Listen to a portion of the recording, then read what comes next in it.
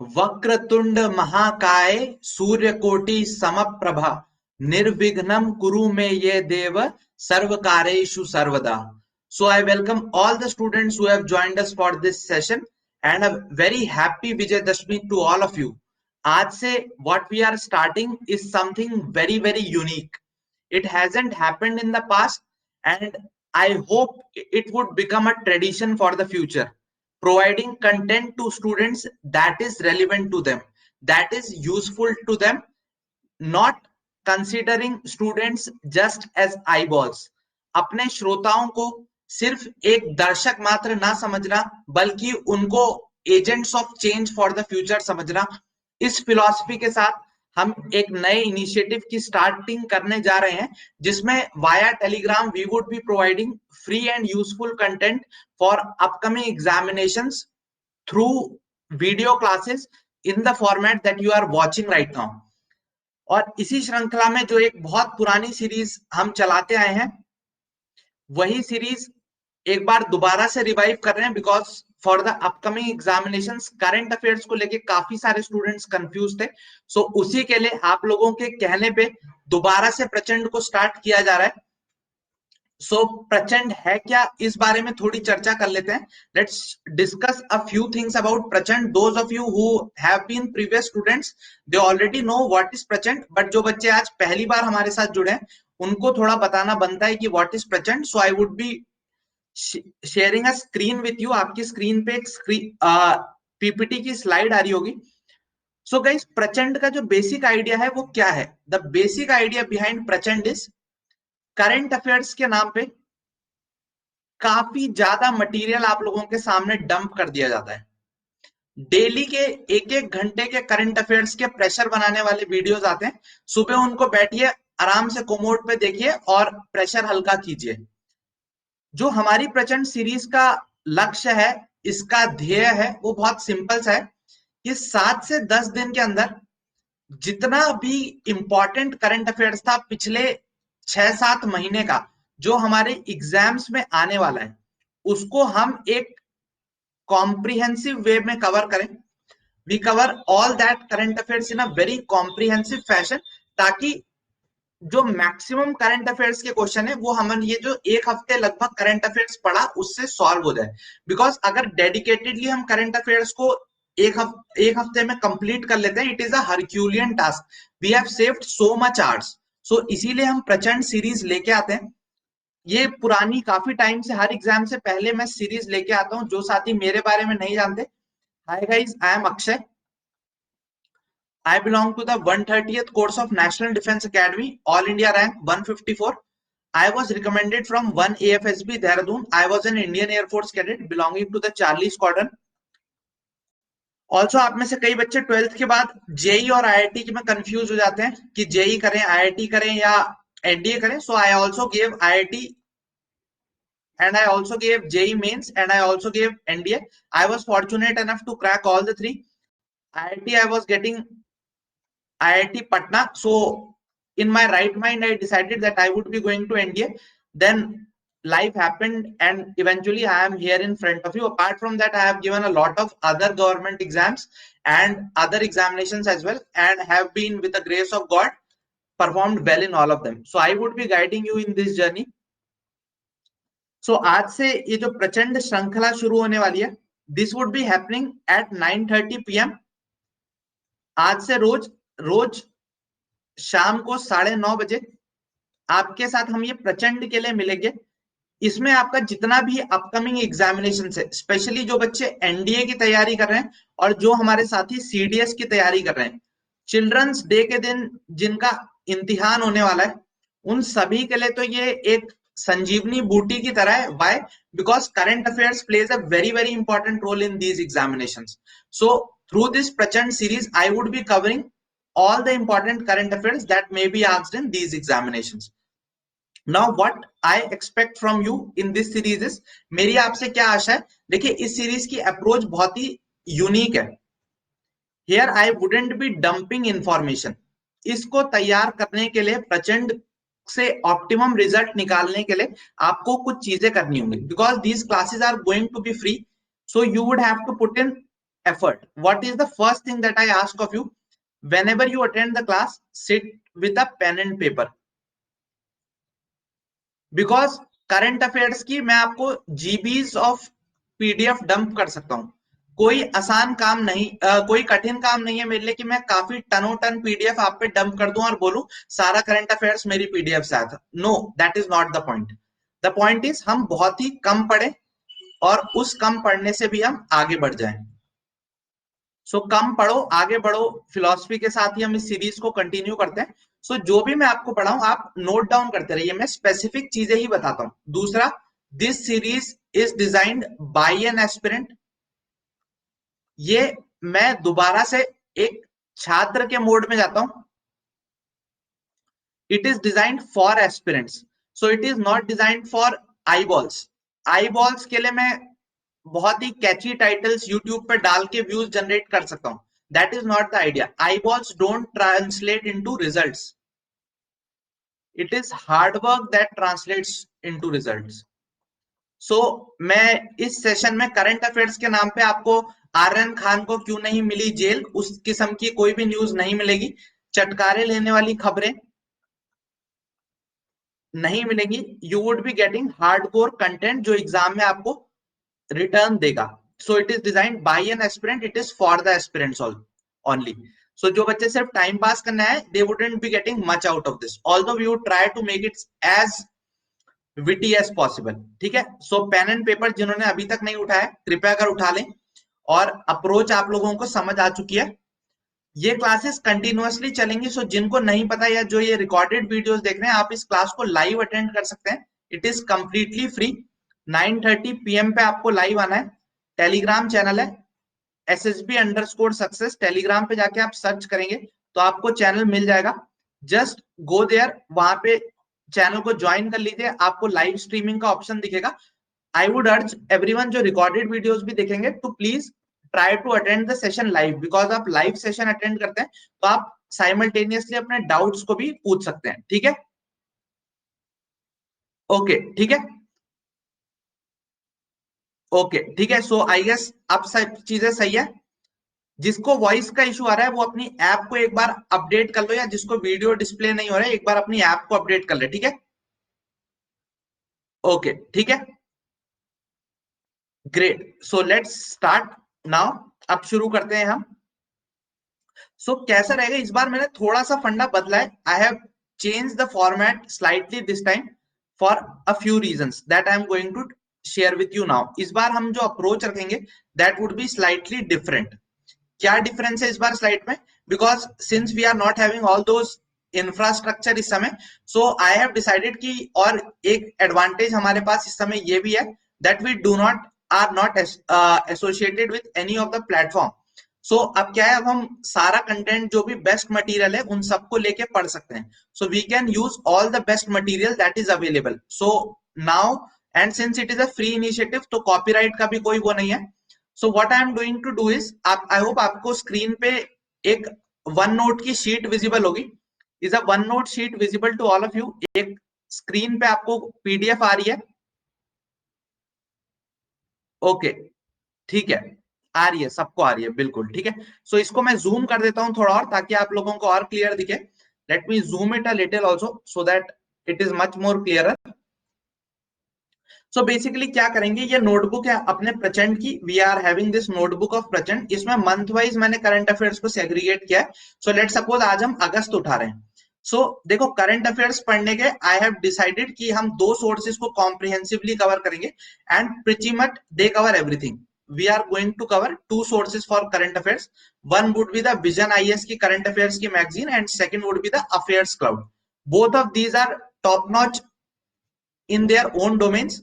दोनों अपने अपने टारगेटेड एग्जाम्स के लिए बहुत ही ज्यादा पॉपुलर और बहुत ही ज्यादा सक्सेसफुल सोर्सेज हैं. सो हम उन दोनों ही सोर्सेज को कवर करेंगे. अब आप पूछेंगे सर कि ये तो सर बहुत ज्यादा हो जाएगा, हम आईएएस की तैयारी भी नहीं कर रहे हैं, पीसीएस की भी नहीं कर रहे हैं, और ना ही हम बैंक एसएससी की तैयारी कर रहे हैं, तो सर इनसे हम कैसे तैयारी करेंगे? गाइस, उससे तैयारी करने का जो चीज है वो ये है कि इसमें हम बहुत ही सेलेक्टिव चीजें पढ़ेंगे. सपोज जो ये आपको अफेयर्स क्लाउड की पीडीएफ दिख रही है, the PDF that you are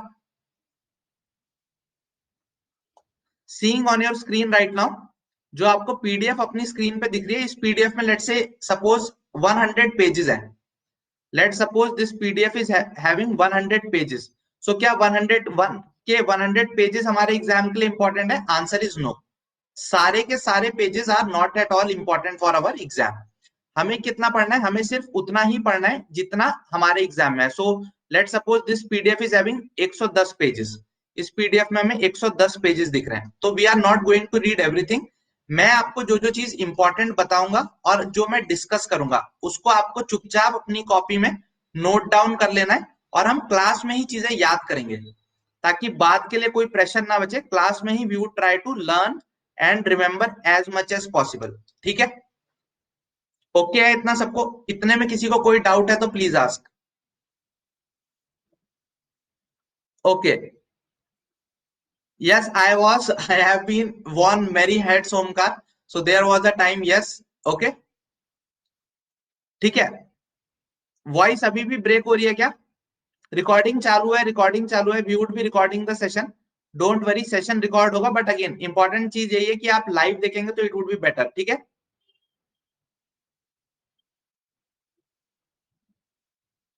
okay, ठीक है, ऑल फाइन, मेरे एंड से फाइन है। चलो ठीक है, ठीक है, ठीक है। 30 डेज लेफ्ट है और इन 30 डेज को हमें ऑप्टिमली यूटिलाइज करना है। तो मेरी स्ट्रेटेजी क्या है? What is the plan that I am having right now in my mind is that is कि हम आज जो हम करने वाले, लेट्स ट्राई टू डू अगस्त का करंट अफेयर्स। आज लेट्स ट्राई टू बी 2 दिन में करेंगे। वैसे we would take some time, क्योंकि आप भी बहुत लंबे टाइम से मेरे साथ क्लास नहीं करें, तो आपको भी थोड़ा एडजस्ट होने में आई कैन अंडरस्टैंड टाइम लगेगा। So what we would do today is अगस्त का करंट अफेयर्स करेंगे। कुछ इंपॉर्टेंट टॉपिक्स विजन वाली पीडीएफ से करेंगे, कुछ अफेयर्स क्लाउड से उठाएंगे ताकि आपको एक टेस्ट आ जाए, जबान पे स्वाद आ जाए, जबान केसरी हो जाए आपकी। ठीक है?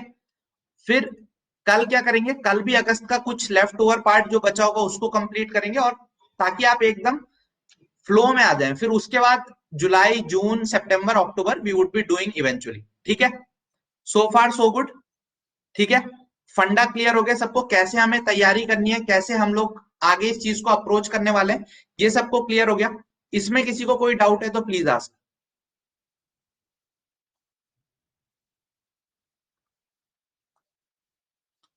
If anybody is having any doubt in this, please let me no.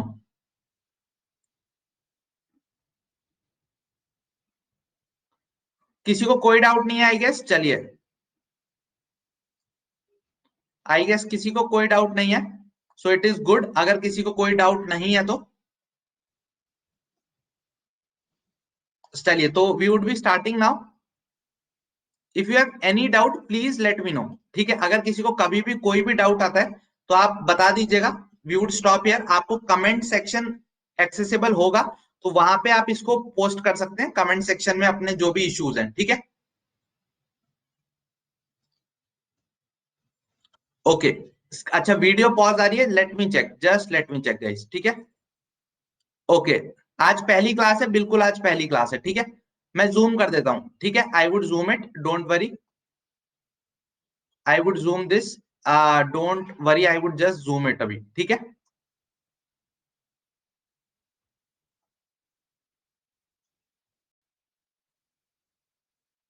Just a second guys, इसमें थोड़ा सा टेक्निकल ग्लिच है। सो अब I guess it is visible.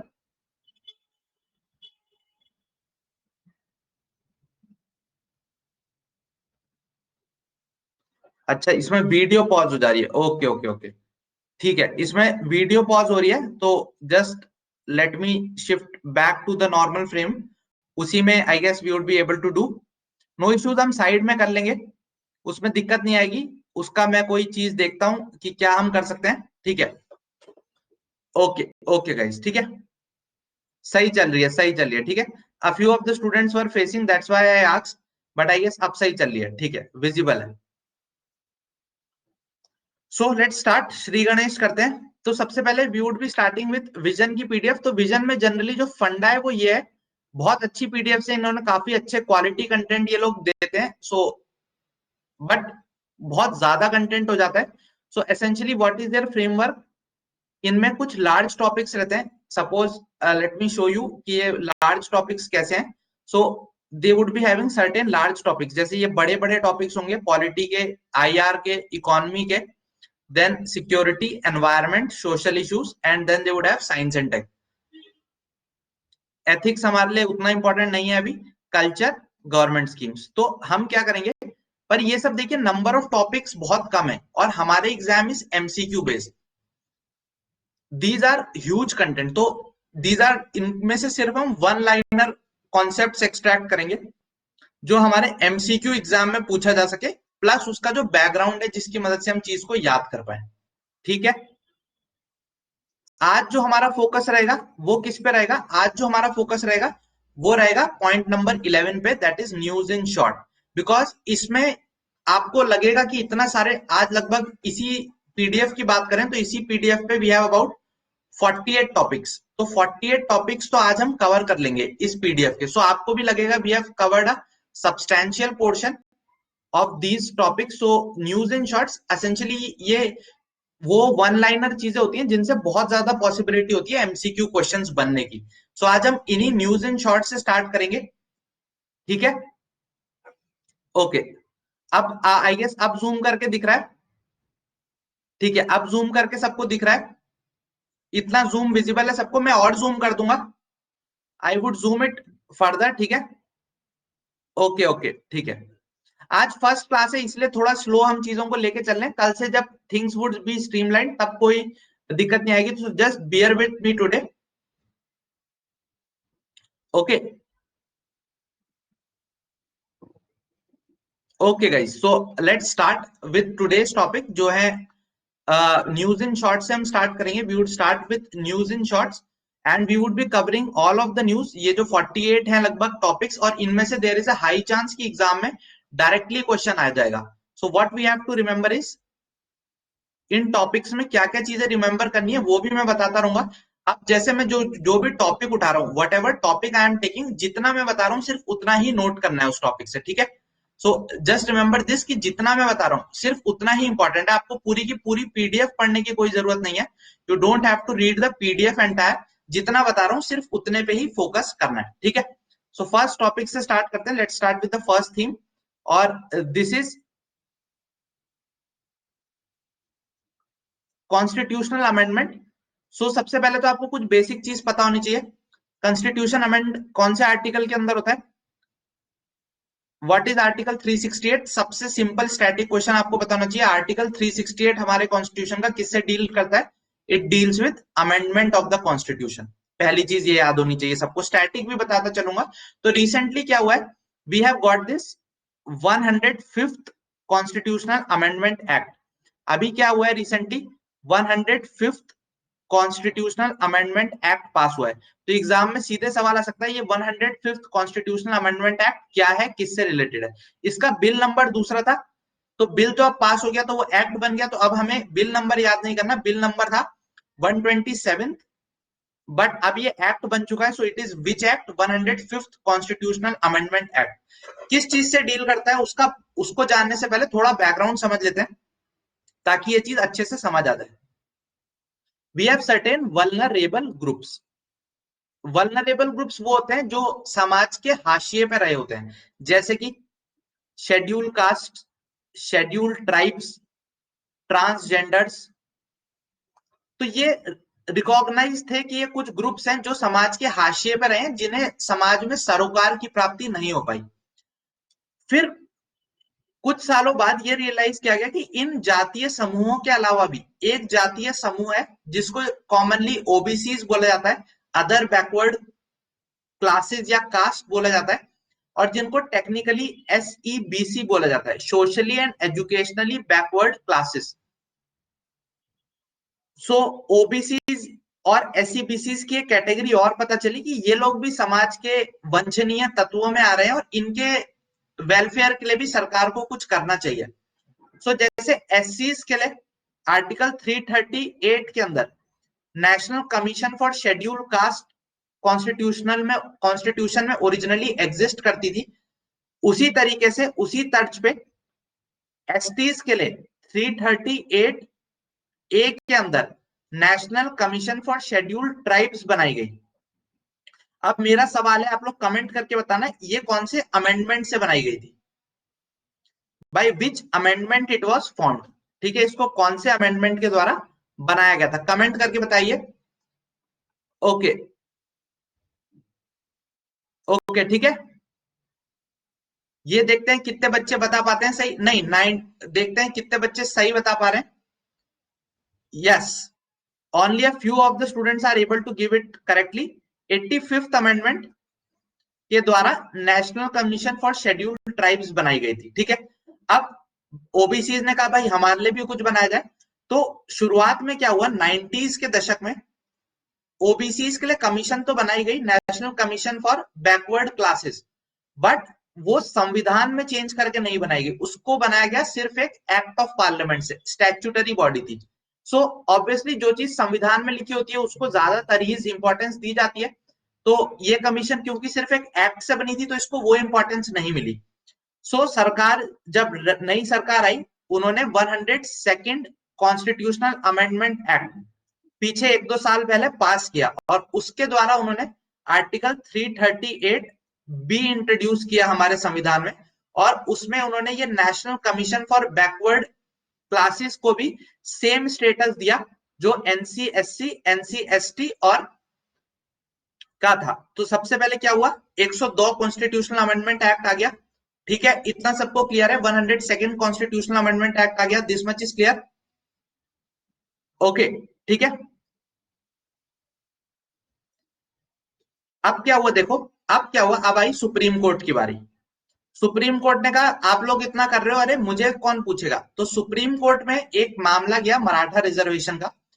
तो सुप्रीम कोर्ट ने बोला, अभी तक क्या चीजें होती थी, अगर कोई शेड्यूल कास्ट है, तो चाहे कोई person schedule caste suppose Bihar में है, तो वो बिहार की सरकार के लिए भी शेड्यूल कास्ट होगा और केंद्र सरकार के लिए भी शेड्यूल कास्ट होगा।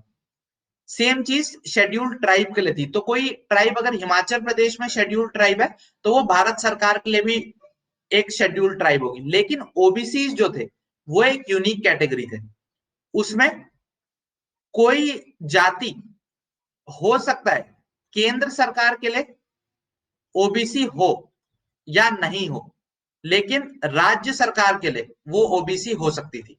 So there were certain caste groups who were OBCs for their state government, but they were not OBCs for the center. Why did the state governments do it? For political appeasement. ठीक है, सो वो था।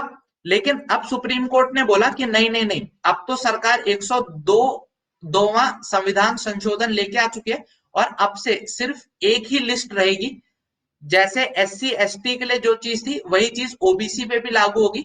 तो अब से state government अपनी OBC list नहीं बना पाएंगे, तो इससे बहुत ज्यादा पॉलिटिकल एजिटेशन होने का था, काफी सारे जाति समूह एग्रेसिव हो जाते कि हमारा रिजर्वेशन छिन जाएगा, पॉलिटिकल पार्टीज गुस्सा हुई, तो सुप्रीम कोर्ट के इस जजमेंट को पार्लियामेंट ने ओवर रूल किया, via what we are studying right now, that is the 105th constitutional amendment act. ठीक है, सो कहानी समझ आ गई, अब यही कहानी यहाँ लिखी हुई है, एक बार देख लीजिए। सो 102nd कॉन्स्टिट्यूशनल अमेंडमेंट एक्ट हम समझ गए क्या था, एनसीबीसी क्या था, आर्टिकल समझ गए हम, सेपरेट ओबीसी लिस्ट वाली बात समझ गए, और रिसेंटली अब इस बिल ने क्या किया है, क्लैरिफाई किया है कि स्टेट गवर्नमेंट और यूनियन गवर्नमेंट दोनों ही अपनी ओबीसी की लिस्ट बना सकते हैं। ठीक है, मुद्दा क्लियर हुआ, पहला टॉपिक क्लियर हुआ। एग्जाम में क्वेश्चन आएगा 105th कॉन्स्टिट्यूशनल अमेंडमेंट किससे डील करता है, क्लियर हो गया, क्लियर हो गया तो सारे बच्चे एक बार कमेंट कर दो ताकि हम अगले टॉपिक पे मूव करें। सो इसी तरीके से देखेंगे, अब आपको अपनी कॉपी में क्या नोट करना है, what you have to note in your copy is 102nd Constitutional Amendment Act. What does it deal with? Giving power to states and union both to have separate OBC list, बस इतना हो गया।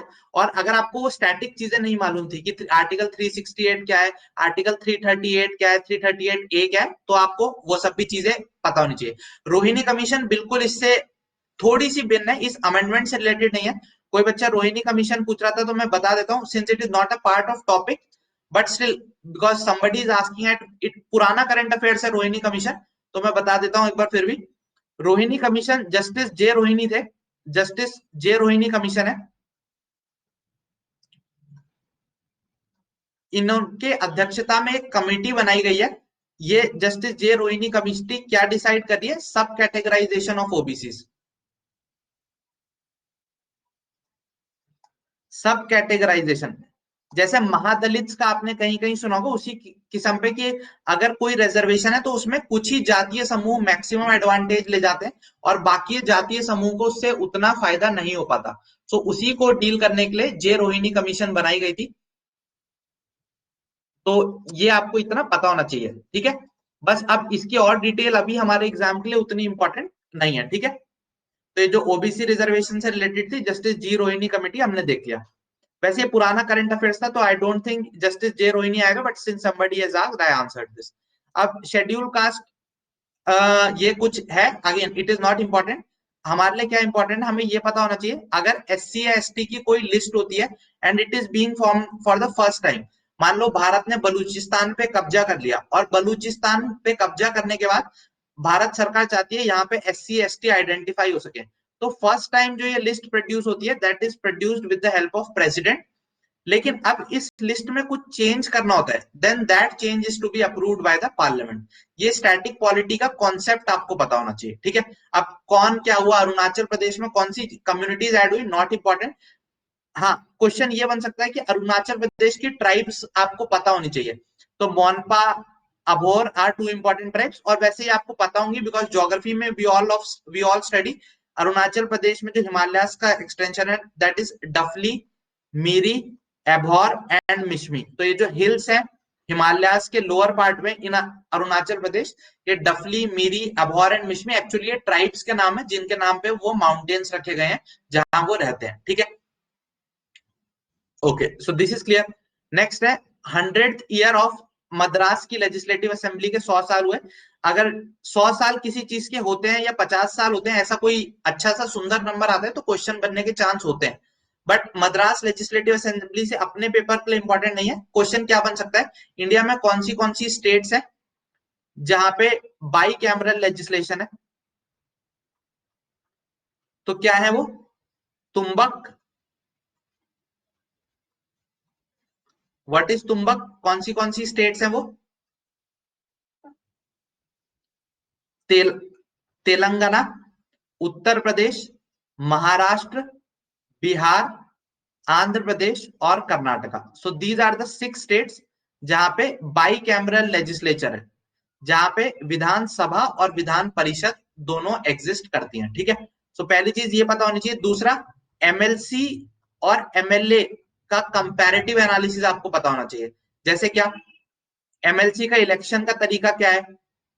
दूसरा, जो legislative assembly है और legislative council है, इनकी मिनिमम और मैक्सिमम सीट्स कितनी हो सकती हैं। जिनको ये चीजें पता है वो मुझे कमेंट में आंसर करके बताते रहिए, ताकि मुझे पता चलता रहे आप लोगों ने स्टैटिक पढ़ा है, ठीक है। ओके, ठीक है, गुड।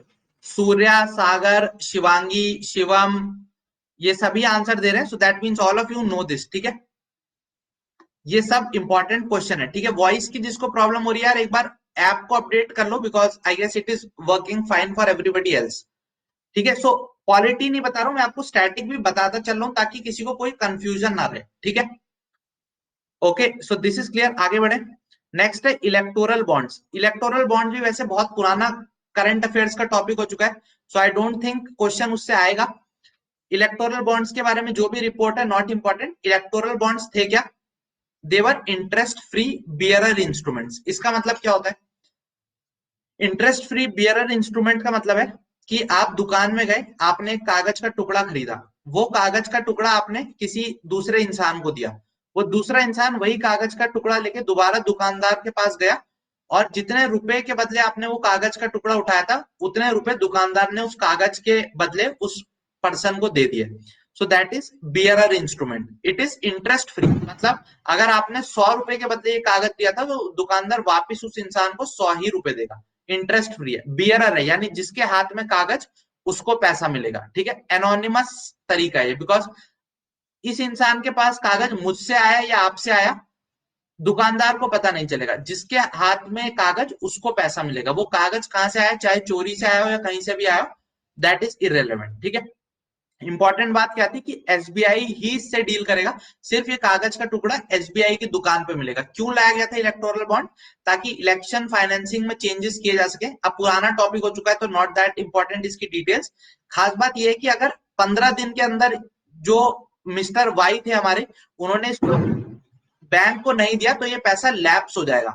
15 दिन के अंदर उन्हें कागज बैंक को प्रेजेंट करना है, लैप्स हो जाएगा। और अगर लैप्स हो गया तो पैसा कहां जाएगा? पीएम रिलीफ फंड में। ये बात इंपॉर्टेंट है, पीएम केयर्स में नहीं जाएगा, पीएम रिलीफ फंड में जाएगा। तो एग्जामिनर चाहे तो एक एमसीक्यू यहां से बना सकता है। ठीक है, ओके, ठीक है, ओके, अब सही आ रहा है? और जूम करूं बेटा? इज दिस मच फाइन और should I zoom more?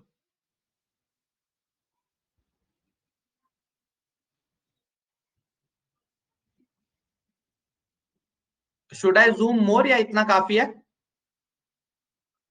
Is this much fine? एक बार आप लोग बता दीजिए, क्या इतना जूम सही लग रहा है? विजिबल है इतने में? So that I can check. बढ़िया है, बढ़िया, ठीक है, ओके, ठीक है, इतना जूम सही कह रहे हैं तो ओके है। ठीक है, सो आगे बढ़ते हैं। फिर जब टॉपिक आएगा गाइस मैं उसमें जूम कर दूंगा, डोंट वरी। नेक्स्ट है ये फास्ट ट्रैक कोर्ट्स के लिए, जो देखो रेप और इनके केसेस होते हैं उसके लिए एक फास्ट ट्रैक कोर्ट की स्कीम थी, not at all important. Nirbhaya fund बस अपने को पता होना चाहिए किस लिए बनाया गया था।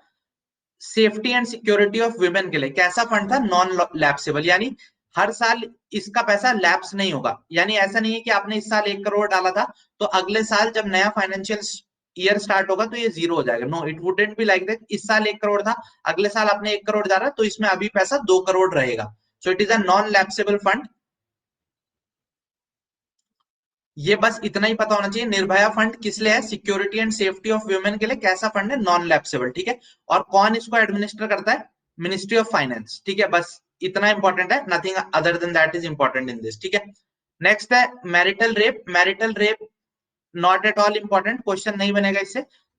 सो we can skip this topic. Essentially marital rape का मतलब क्या है कि ये बात बोलता है कि भारत में अगर आप शादी कर लो और शादी के बाद अगर आप अपने स्पाउस को सेक्सुअली असॉल्ट करते हो, it wouldn't be considered a rape under section 375। ठीक है, it can be seen as domestic violence but it wouldn't be considered as rape. So that is marital rape. India में ये एक legal crime नहीं माना जाता था। सो इसको लेके काफी डिबेट चल रही है, कभी और उस पर चर्चा करेंगे। Not important for MCQ point of view. ठीक है, सो आगे है UNSC, very very important topic. इससे इस बार I am expecting a question.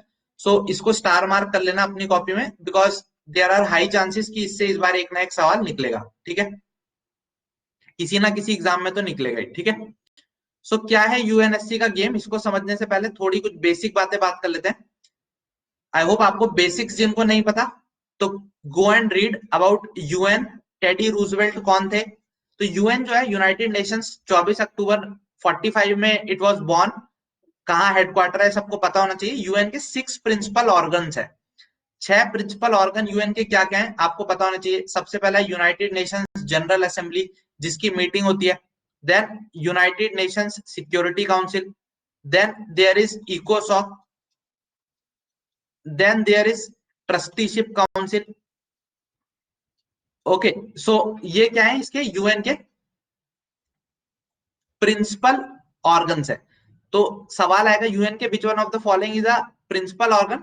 तो United Nation general assembly, United Nation security council, economic and social council, trusteeship council, international court of justice, and finally the last one, इनमें कौन सा रह गया? So there is another one, इसमें लिखा होगा शायद, दिया होगा तो, यस, यूएन की जो अपनी सेक्रेटेरिएट है, जहां यूएन सेक्रेटरी जनरल बैठता है। सो यूएन के सेक्रेटरी जनरल जहां बैठते हैं उनकी जो सेक्रेटेरिएट है, that is the last one. Secretary general कौन है? एंटोनियो ग्यूटरेस। ये भी पता होना चाहिए, बहुत ही बेसिक चीज है। ठीक है, तो आज 6 प्रिंसिपल ऑर्गन्स है यूएन के। आज हम जिसकी बात कर रहे हैं वो है UNSC, United Nation security council. ये बेसिकली जितने भी इंटरनेशनल पीस और वॉर, टेररिज्म, इनसे रिलेटेड चीजों पे काफी मुखर रहती है। इसका स्ट्रक्चर क्या है? इसमें 15 मेंबर्स होते हैं, 10 इसमें टेम्पररी मेंबर्स होते हैं और 5 इसमें परमानेंट मेंबर्स होते हैं। ये जो 5 परमानेंट मेंबर्स होते हैं इनपे वीटो की पावर होती है। वीटो यानी जैसे भारत में राष्ट्रपति का वीटो होता है, वीटो यानी कि कोई भी डिसीजन इन 15 ने लिया, अगर इनमें से कोई एक चाहता है कि वो डिसीजन इंप्लीमेंट ना हो तो ये उसे वीटो कर सकता है। ठीक है, तो ये 5 परमानेंट मेंबर्स को P5 भी बोला जाता है। आई होप सबको पता हो ये P5 कौन है। इसके अलावा ये जो 10 मेंबर्स है, अब आती है जो करंट अफेयर्स का बात है, वो है इन 10 मेंबर्स को लेके। सो इन 10 मेंबर्स को लेके क्या अपडेट है, इन 10 मेंबर्स को लेके जो अपडेट है वो कुछ इस प्रकार है कि ये जो 10 मेंबर्स हैं ये कैसे आते हैं, दे गेट इलेक्टेड। तो ये जो 10 मेंबर है ये कैसे सेलेक्ट किए जाते हैं, they get selected via election. Election कहां होता है, यूएन जनरल असेंबली में। ये जो यूएनजी है यहाँ पे इलेक्शन होता है, और जो जीतता है वो कैसे जीतता है, जब उसको कितने वोट मिलते हैं, 2/3 of the vote they should get. और जो चुन के आता है, जैसे भारत में एमपी एमएलए 5 साल के लिए चुन के आते हैं, अगर कोई देश यूएनएससी में चुनता है तो वो कितने टाइम के लिए चुन के आता है, they get selected for 2 years। ठीक है, तो क्या हुआ है, रिसेंटली भारत का इसमें चुनाव हुआ है, India has been selected into UNSC. So India UNSC का, जैसा हम सभी को पता है, एक परमानेंट मेंबर नहीं है। India is not a permanent member of UNSC. It is, but it has recently been elected as a temporary member for 2 years. तो 2021 जनवरी से लेके 2022 का पूरा जनवरी, यानी 1 जनवरी 2021 तक भारत इसमें हिस्सा बना रहेगा। अब क्या होता है, ये जो कमेटी है, अगर 15 लोग बैठे हैं तो उनमें से एक को इसकी अध्यक्षता करनी पड़ेगी। तो जो यूएनएससी की अध्यक्षता का मामला होता है, वो कौन अध्यक्षता करता है उसकी, ये रोटेशन के बेसिस पे डिसाइड होता है। रोटेशनल बेसिस पे हर एक कंट्री 1 मंथ के लिए यूएनएससी की अध्यक्ष बनती है। तो अगस्त के महीने में भारत इसका अध्यक्ष बना था। इंपॉर्टेंट इसलिए है कि मोदी जी ने हमारे अध्यक्षता की थी, मोदी जी ने ऑनलाइन इसकी अध्यक्षता की। और जो अध्यक्ष राष्ट्र होता है वही एजेंडा डिसाइड करता है। तो एजेंडा में भारत ने क्या क्या चीजें डाली, 3 चीजें डाली।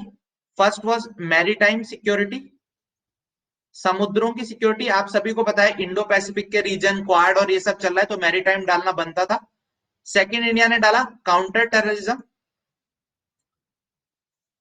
काउंटर टेररिज्म डाला।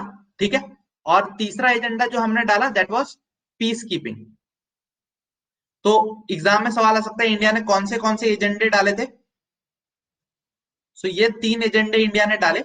और एक और जो खास बात हुई, ये तो एजेंडा डाले, इसके अलावा इंडिया ने एक और इंपॉर्टेंट चीज की, एक ऐप लॉन्च की। ये ऐप वाला question very very important. Again I am expecting something कि इस पे कुछ ना कुछ आएगा। तो इंडिया ने एक ऐप यूएन के साथ मिलकर लॉन्च करवाई, that was unite.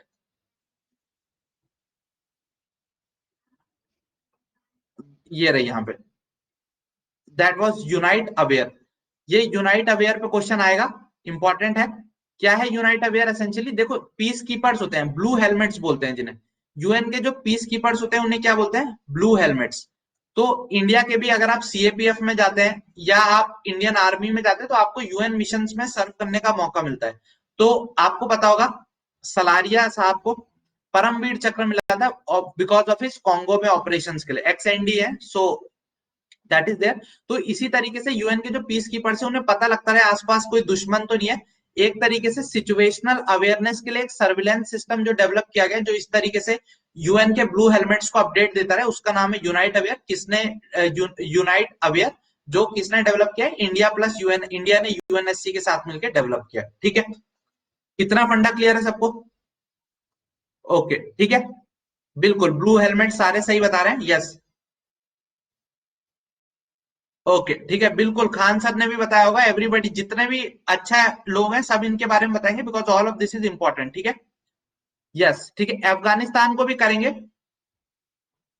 We doing everything. बिल्कुल सूर्य बोल रहे हैं उनके पिताश्री ने यूएन में सर्व करा है, ग्रेट थिंग। ठीक है, सो इतना क्लियर हो गया। इसके अलावा एक्स्ट्रा इन्फॉर्मेशन एक ये है कि there is something which is called as G4 और ग्रुप ऑफ 4। तो पूछा जा सकता है G4 के मेंबर कौन कौन है, तो इंडिया इसका मेंबर है। ये वैसे स्टैटिक का पार्ट है, बट क्योंकि जनरली लोगों को कई बार कॉम्प्रिहेंसिव चीज कहते हैं कि सर सभी बता दो, तो इसलिए मैं बता रहा हूं। इंडिया इसका मेंबर है, जर्मनी इसका मेंबर है, जापान इसका मेंबर है और ब्राजील इसका मेंबर है। ये G4 क्या है? ये 4 देशों का समूह है और ये क्या चाहता है? ये समूह क्या चाहता है? What do they want? They want कि यूएन में जो परमानेंट है, जो P5 है, उनमें हम चारों को भी इंक्लूड करो। वो कहते हैं हम इतने ज्यादा शक्तिशाली देश हैं, हम इकोनॉमिकली इतने इंपॉर्टेंट है, तो हमें भी इंक्लूड किया जाए G4 में। ग्रुप ऑफ 4 कहते हैं हमें भी इस P5 में इंक्लूड किया जाए। लेकिन इनकी एंट्री को रोकने के लिए भी एक दूसरे लोग हैं। जैसे आप कभी तरक्की करते हैं तो लोग आपके रास्ते में रोड़े डालते हैं ना, इन G4 के रास्ते में जो लोग रोड़े डालते हैं उनको बोलते हैं UFC group, uniting for consensus, या popularly they are called as coffee club. No points for guessing, इसमें कौन देश इंपॉर्टेंट रोल करेगा? इंडिया को रोकने के लिए भाई कौन सा देश आएगा? बता दो जरा कमेंट करके। इंडिया को रोकने के लिए इसमें कौन सा देश आएगा? ठीक है, बिल्कुल लक्ष्य ने सही जवाब दिया सबसे पहले। चाइना नहीं रोकेगा। देखो चाइना तो P5 में, वो दूसरे को क्यों रोकने की कोशिश करेगा? पाकिस्तान रोकेगा। जर्मनी को रोकने के लिए आ जाता है यहाँ पे इटली, ऐसी ब्राजील को रोकने के लिए मैक्सिको और इजिप्ट। तो ये देश हैं ये जो G4 की एंट्री रोकते हैं। तो कॉफी क्लब वो है जो यूएनएससी में रिफॉर्म्स को रोकने की कोशिश करता है, G4 वो है जो चाहते हैं हमारी एंट्री हो। ठीक है, तो अब इन पे वन लाइनर क्वेश्चन आ सकता है एग्जाम में स्टैटिक के नाम पे, तो आपको पता होना चाहिए। इंडिया अभी भी कह रहा है कि हमें इंक्लूड करो, हमें इंक्लूड करो। सो वो हमने देख लिया। जो एशिया वाला अपना रीजन है, वहां पे कितनी सीट्स रिजर्व होती है? 5 सीटें रिजर्व होती है नॉन परमानेंट मेंबर्स के लिए। ठीक है, सो इतना क्लियर हो गया। यूएनएससी बड़ा टॉपिक था, थोड़ा देख लिया। इसमें किसी को आई होप कोई समस्या, डाउट, दुविधा, शंका नहीं है? ठीक है, ओके, ठीक है, इतना क्लियर हो गया। G4 समझ लिया। क्वाड पे बात करेंगे, क्वाड की जब मौका आएगा तो क्वाड पे भी चर्चा करेंगे। डाउट है तो आप पूछिए। Yes, China can use veto to stop India, that is a different case. हम ग्रुपिंग की बात करें, एग्जाम में सवाल आएगा आपके, coffee club is associated with what? एक ऑप्शन होगा group that stops changes in UNSC, so वो एक करेक्ट आंसर हो जाएगा। ठीक है, सो दैट इज देयर। अगला है इंटरनेट गवर्नेंस फोरम। तो अभी ये हुआ नहीं है, अक्टूबर में ही है, तो हो सकता है एग्जाम में क्वेश्चन आ जाए इंटरनेट गवर्नेंस फोरम पे लेके। सो अपने को क्या याद रखनी है? इंटरनेट गवर्नेंस फोरम पहली बार इंडिया में हो रहा है, इसलिए इंपॉर्टेंट है। ये जो इंटरनेट गवर्नेंस फोरम है, ये यूएन से रिलेटेड बॉडी है, इतना याद करना है, यूएन से रिलेटेड बॉडी है। और इस बार की जो इंडिया में हो रहा है, इसकी थीम क्या है? Inclusive internet for digital India, inclusive internet for digital India. ठीक है, तो इंटरनेट गवर्नेंस फोरम इंडिया में हो रहा है, inclusive internet for digital India इसकी थीम है। अब इंटरनेट गवर्नेंस में क्या है, एसेंशियली बहुत कॉम्प्लिकेटेड टॉपिक है कि कंट्रीज के कंट्रोल में होना चाहिए, कि प्राइवेट बॉडीज को इंटरनेट कंट्रोल करना चाहिए, कि कोई थर्ड मॉडल होना चाहिए। तो वो एसएसबी की जब हम क्लासेस डिस्कस करेंगे तब इंपॉर्टेंट है, not important right now. Internet governance forum India में कर रहा है, यूएन से रिलेटेड बॉडी है, inclusive internet for digital India इसकी थीम है। ठीक है, आगे बढ़े। नेक्स्ट है अपना EASE framework. EASE framework important हो जाता है। ईज है enhanced access and service excellence, enhanced access and service excellence. तो एग्जाम में सवाल आ सकता है, सबसे पहला सिंपल सवाल आएगा, EASE framework enhanced access and service excellence किससे एसोसिएटेड है? तो ये भारत के जितने पब्लिक सेक्टर बैंक्स थे, जैसे SBI, PNB, public sector banks में रिफॉर्म से एसोसिएटेड है। इसके कई सारे फेजेस ऑलरेडी हो चुके हैं, 1 2 3, रिसेंटली फोर्थ की शुरुआत हो चुकी है। तो इसमें बैंक्स में कैसे कैसे बढ़िया बनाया सके बैंक को, कि आप एसबीआई में जाएं और पता चले वहां जो मैडम बैठी है कैशियर, वो बोले रुको मेरा लंच ब्रेक है, अभी मेरे को परेशान मत करो, फिर वो 2 घंटे तक लंच करें। फिर आप जाएं, वो कहें अरे 4 बज गया, मुझे घर जाने का टाइम हो गया। तो पब्लिक सेक्टर बैंक भी प्राइवेट सेक्टर बैंक की तरह अच्छी सर्विस दे सके, उसको लेके एक फ्रेमवर्क डेवलप किया गया था मिनिस्ट्री ऑफ फाइनेंस के द्वारा, जिसको ईज फ्रेमवर्क बोलते हैं। उसका चौथा संस्करण आ चुका है। और इस बार जो पुश है वो है न्यू एज 24/7 कोलैबोरेटिव बैंकिंग पे। तो बस शब्द याद रखने हैं, न्यू एज कोलैबोरेटिव बैंकिंग पे इस बार फोकस है। ठीक है, बस इतना याद रखना है, पूरी डिटेल नॉट इंपॉर्टेंट। ठीक है, इतना क्लियर हो गया, आगे बढ़े। बिल्कुल ठीक है, ओके। रिकॉर्डेड वीडियोस अभी गाइस मिलेंगे, अभी सेशन लाइव अटेंड करते रहे तो उससे it would be much more useful. Next है ई रूपी, very very important topic, again expecting question on it. ठीक है, ई रूपी क्या है एसेंशियली? देखो, ये आप लोग जैसे क्या होता था पुराने टाइम में, आप अपने चाचा ताऊ के घर गए तो चाचा ताऊ क्या देते थे? उन्हें पता नहीं आपको एमआरएफ का बल्ला पसंद आएगा या आपको नाइकी का बैट पसंद आएगा, ठीक है। सो दे डोंट नो, तो वो क्या कहते थे, बेटा ये लो पैसे, एक लिफाफा दे देते थे, पैसे देते थे, फिर आप जाके उससे अपनी पसंद का बैट ले लेते थे। पुराने टाइम पे ये होता था। अब जरा डिजिटल एज आई तो अब क्या हुआ, अब चाचा ताऊ को पता नहीं है कि आपको बैट ही लेना है या आपको शर्ट लेनी है या कुछ और लेना है। तो चाचा ताऊ अब क्या करते हैं आज के टाइम में, वो आपको गिफ्ट कूपन गिफ्ट कर देते हैं। लो बेटा ये 5,000 रुपए का, या मेरे यहाँ तो 500 का ही मिल जाए, बहुत बड़ी बात है, 500 रुपए का अमेजोन का गिफ्ट कूपन दे देंगे आपको। कहेंगे जा बेटा जी ले अपनी जिंदगी। उन्हें क्या पता 500 में अमेजोन तो ट्रांसपोर्ट का ही चार्ज ले लेगा। 500 रुपए का अमेजोन कूपन दे देंगे, कहेंगे बेटा जो खरीदना है जाके खरीद ले। फिर मैं क्या करूंगा, ये जो अमेजोन का गिफ्ट कूपन है, अमेजोन की वेबसाइट पे जाऊंगा, ये गिफ्ट कूपन डालूंगा, तो उस गिफ्ट कूपन में जितना भी पैसा होगा वो अमेजोन के खाते में चला जाएगा और अमेजोन मुझे सामान डिलीवर कर देगा। बस यही काम चाचा ताऊ की जगह जब भारत सरकार करने लग जाए तो उसको शगुन नहीं बोलेंगे, वो भारत सरकार शगुन नहीं देगी, जो भारत सरकार देगी उसी को हम बोल देंगे ई रूपी। ये यूपीआई जो था उसके आगे समझो ये लगा दिया तो ये हो गया ई रूपी इनिशिएटिव। ई रूपी इनिशिएटिव में क्या है, basically it is a prepaid electronic voucher system. ये प्रीपेड इलेक्ट्रॉनिक वाउचर सिस्टम है जो कि पर्सन स्पेसिफिक और पर्पस स्पेसिफिक है। इसका मतलब क्या है और समझते हैं। अब मेरे चाचा जो शगुन देते हैं वो मुझे ही तो देंगे, ऐसा तो है नहीं मेरा शगुन आपको दे देंगे। तो सिमिलरली ई रुपए का जो लिफाफा होगा, या असल में ये लिफाफा नहीं होगा, ये कोड होगा, या एक ये क्यूआर का जो आपको वो रंग बिरंगा काला पीला दिखता है वो कोड होगा, ठीक है। या एक एसएमएस में कोई अल्फा न्यूमेरिक AXY123 ऐसा कुछ कोड होगा, ठीक है। तो ये पर्सन स्पेसिफिक होगा जो आपके मोबाइल पे आपको दे दिया जाएगा शगुन की तरह, ठीक है। ये पर्पस स्पेसिफिक होगा। अब चाचा ने अगर गिफ्ट कूपन अमेजोन की वेबसाइट का खरीदा है तो मैं उसे फ्लिपकार्ट पे जाकर रिक्लेम नहीं कर सकता। सिमिलरली अगर भारत की सरकार ने मुझे ई रूपी वाउचर इशू किया है और वो वाउचर इशू करा है यूरिया खरीदने के लिए, तो वो जाके मैं ठेके से शराब नहीं खरीद सकता, ठीक है। सो it is person specific and it is purpose specific, ठीक है। और ये क्या है, एक प्रीपेड है।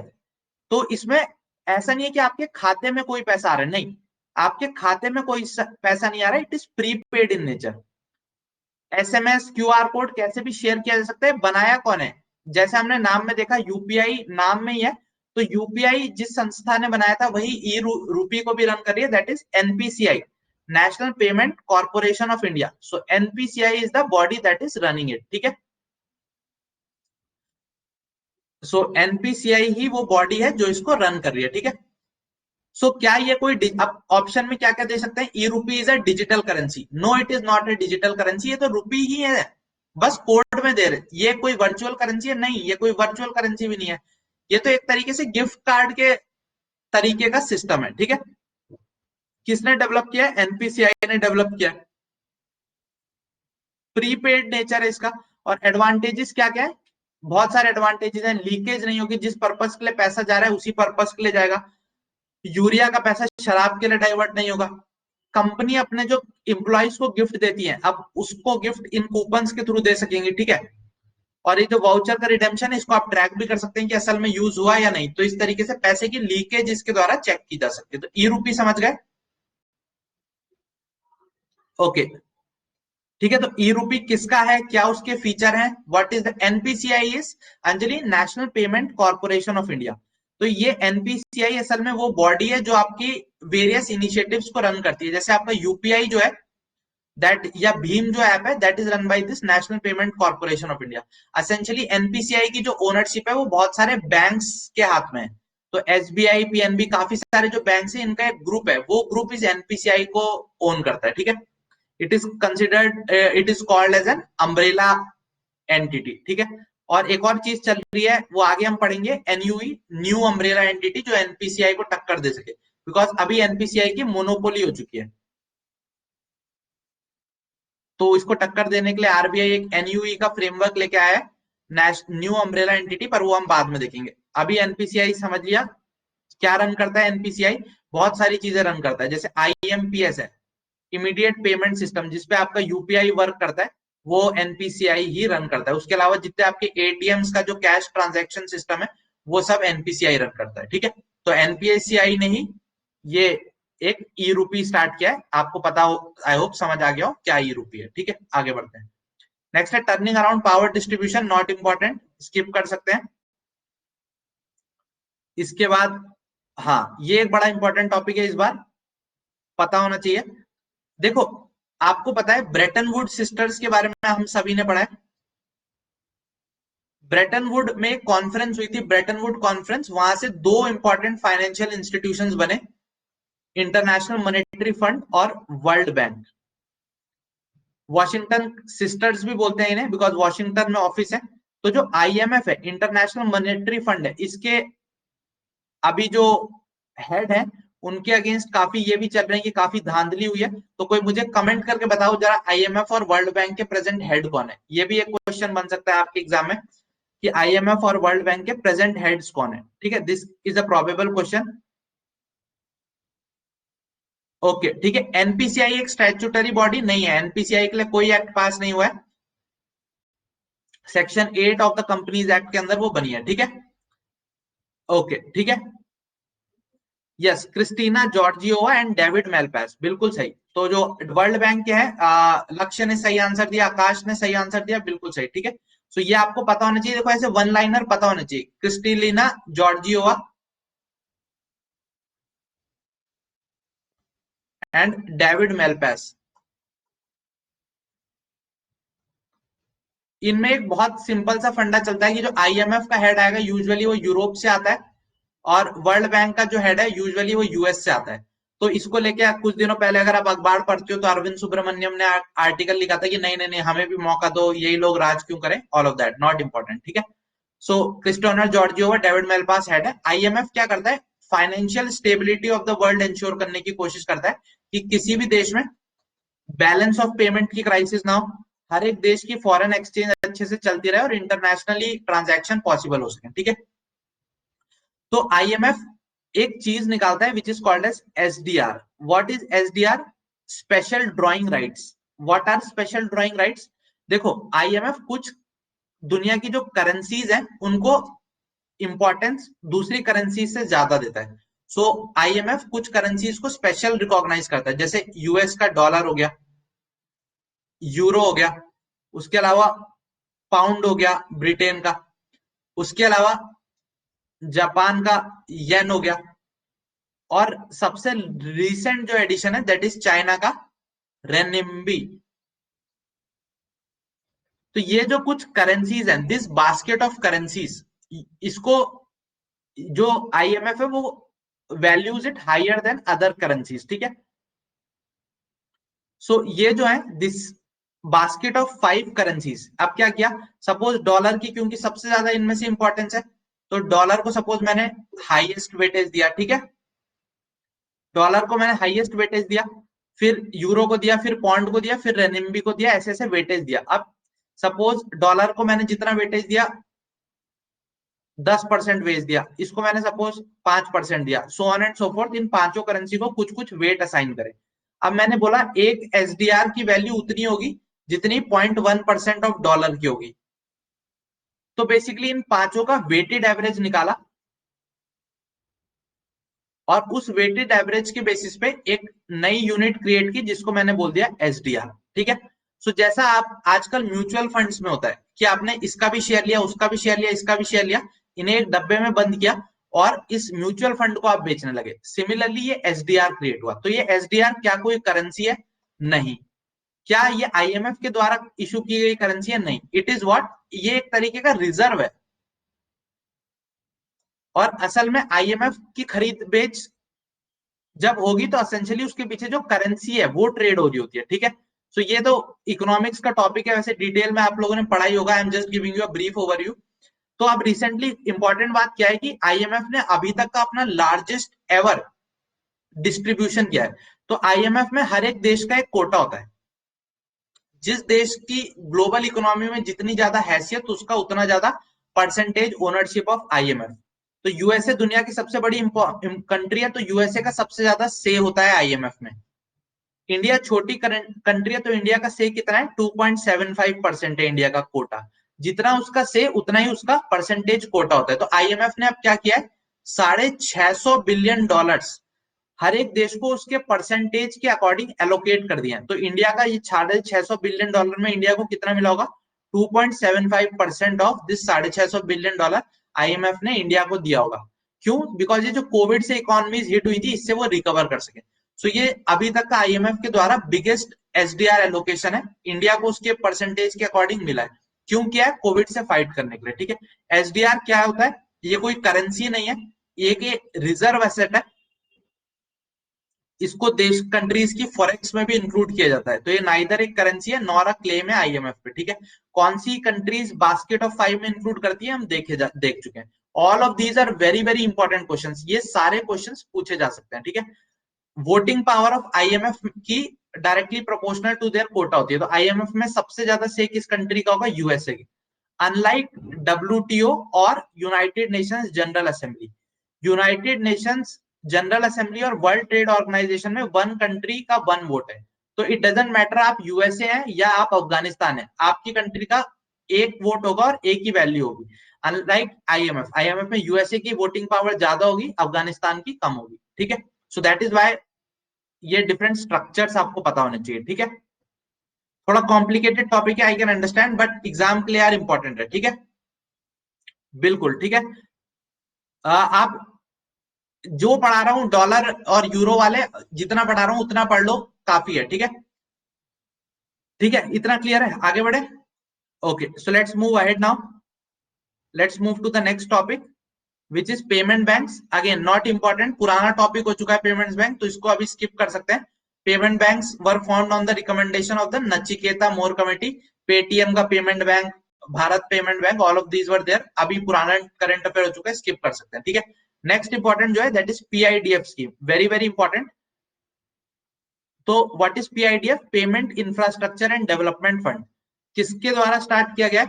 रिजर्व बैंक ऑफ इंडिया के द्वारा।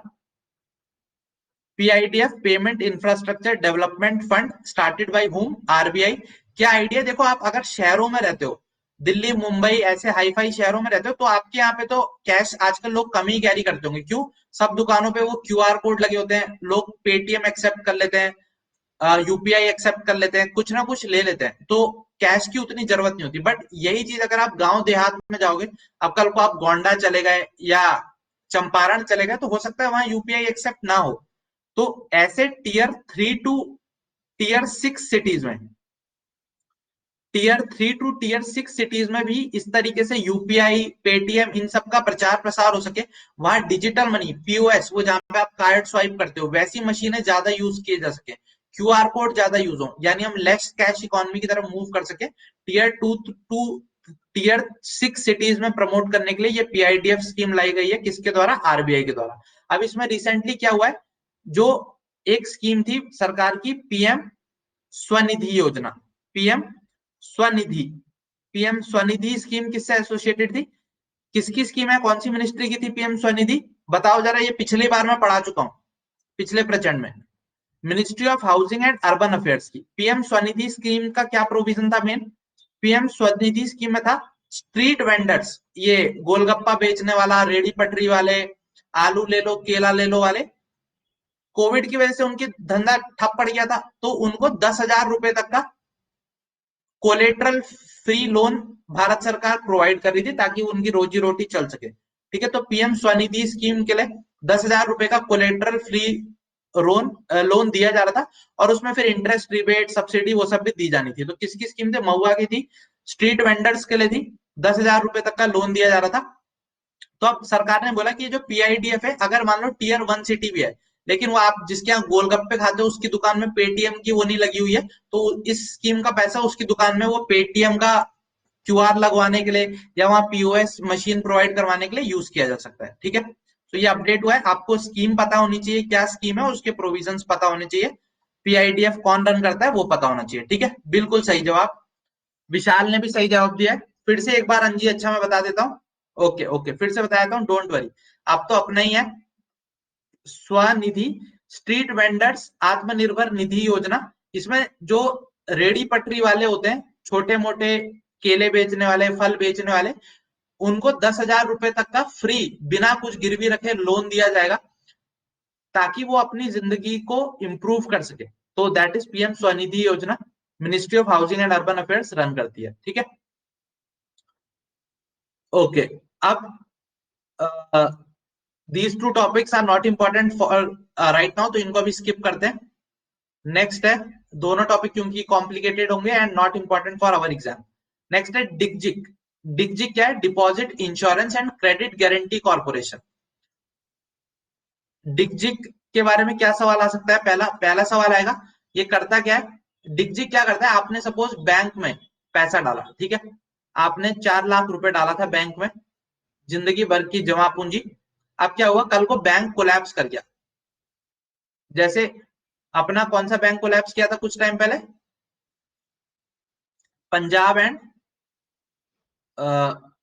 कोई सा भी बैंक ले लो, सपोज बहुत सारे बैंक पास्ट में इंडिया में, तो जब प्राइवेट बैंक्स होते थे उस टाइम पे काफी सारे बैंक्स कोलैप्स किए थे। ये जो पीएमसी वाला बैंक था, सपोज उसको एज्यूम कर लेते हैं, पीएमसी पंजाब एंड महाराष्ट्र वाला जो वो बैंक था वो कोलैप्स कर गया। तो क्या हुआ? ये आपके रुपए तो फंस जाएंगे, फिर तो ये भूस हो गए। नहीं, ऐसा नहीं होगा। डिगजिक क्या करता है? अब 5 लाख, पहले लिमिट 1 लाख थी, अब अमेंडमेंट के बाद लिमिट है 5 लाख। तो 5 लाख तक का अगर आपका पैसा उस बैंक के खाते में था, तो ये डिगजिक की रिस्पॉन्सिबिलिटी है, वो आपको ये पैसा वापस करेगा, ठीक है। तो आपका पैसा भुस नहीं होगा। अब अगर ये एक तरीके का इंश्योरेंस प्रोवाइड कर रहा है, तो इस इंश्योरेंस पे प्रीमियम कौन पे करेगा? प्रीमियम आप नहीं पे करोगे, आपका बैंक पे करता है। आपका बैंक डिगजिक को हर साल कुछ कुछ पैसा देता है, और उस पैसे की मदद से डिगजिक आपको आपका पैसा फ्यूचर में कभी वापस कर सकता है। और ये डिगजिक को अमेंडमेंट के बाद कितने टाइम में पैसा वापस करना है? विद इन 90 डेज, ठीक है। अगर बैंक फेल हो जाए तो आपका पैसा सुरक्षित रहे अप टू 5 लाख, ये इंश्योर करता है डिगजिक। और उसके लिए डिगजिक को जो प्रीमियम पे करता है वो कौन पे करता है? वो पे करता है जो बैंक है, वो आपको पे नहीं करना पड़ता, ठीक है। और इसकी लिमिट है 0.5, नॉट इंपॉर्टेंट, 0.15% तक ही प्रीमियम चार्ज किया जा सकता है, ठीक है। जो डिगजिक है उसकी ओनर कौन है? It is 100% owned by RBI, ठीक है। सो that is important, completely owned by RBI. इसमें कुछ चीजें एक्सक्लूडेड है, कुछ चीजें एक्सक्लूडेड है, जैसे किसी अफगानिस्तान की सरकार ने भारत में पैसा लगाया तो उनका पैसा इंश्योर्ड नहीं होगा। एसबीआई ने पीएनबी में कोई पैसा डाला तो वो पैसा इंश्योर नहीं होगा। ऐसे कुछ एक्सेप्शंस है, नॉट इंपॉर्टेंट, हल्का सा आइडिया होना चाहिए कि there are certain exceptions also. Again जितना याद रहेगा उतना ही दिमाग में रखना है, ठीक है। ओके, यस बैंक वाला 81 बॉन्ड्स वाला सीन है, वो अलग चीज है। एडिशनल टायर 1 बॉन्ड्स वो हम पहले पढ़ चुके हैं, ठीक है। ओके, हाँ मुंबई वाला वो पीएमसी बैंक वाला ही था, बिल्कुल सही, सही बोल रहे हैं सारे। ओके, ठीक है, इतना क्लियर है, आगे बढ़े। ठीक है, नेक्स्ट है प्रिज्म प्लेटफॉर्म। तो अभी तक हम 18 टॉपिक कर चुके हैं। प्रिज्म प्लेटफॉर्म, प्रिज्म प्लेटफॉर्म किसका है? आरबीआई ने स्टार्ट किया है। बेसिक आइडिया क्या है? आरबीआई आप सबको पता है काफी सारी चीजों को रेगुलेट करता है, बैंक्स को तो रेगुलेट करता ही है, उसके अलावा काफी सारे एनबीएफसी को रेगुलेट करता है, नॉन बैंकिंग फाइनेंस कंपनीज को, जैसे कि मुर्गप्पा गोल्ड फाइनेंस, आईएलएफएस, ये सब आपने सुने होंगे ना। तो इन सब चीजों को, बैंक्स के अलावा एनबीएफसी को, उसके अलावा भी और काफी सारी चीजों को, पेमेंट एंटिटीज को, पेटीएम, इन सबको रेगुलेट करता है। तो आरबीआई ने एक अपना प्लेटफॉर्म बनाया है, जैसे अपना टेलीग्राम पे क्लास ले रहे हैं, वैसे ही आरबीआई ने एक प्लेटफॉर्म बनाया है प्रिज्म, जिसमें वो ये सारी एंटिटीज की इंटीग्रेटेड रूप में मॉनिटरिंग कर पाएगा, ताकि उसे अब सबके लिए अलग अलग जगहों पे ना जाना पड़े। जैसे मैं क्लास टेलीग्राम पे ले रहा हूँ, लिंक भी यही जो है, और आप लोग भी यही हो। अगर मैं लिंक आपको क्लास जूम पे लूं, लिंक आपको टेलीग्राम पे दूं और प्रमोट यूट्यूब पे करूं, तो पैसा अलग अलग चीजें साइलोज में होती थी। तो अब प्रिज्म प्लेटफॉर्म के बाद क्या होगा? इंटीग्रेटेड सुपरविजन एंड मॉनिटरिंग कर पाएगा आरबीआई इन सारे एंटिटीज की। तो prism platform, platform for regulated entities for integrated supervision and monitoring, किसका है? आरबीआई का है। एंड टू एंड ऑटोमेशन करेगा और अच्छे से इंश्योर करेगा कि जितनी भी सुपरवाइज्ड एंटिटीज हैं, चाहे वो बैंक्स हो, एनबीएफसी हो, उनकी कंप्लायंस 100% हो, ठीक है। ठीक है, तो प्रिज्म प्लेटफॉर्म समझ आ गई।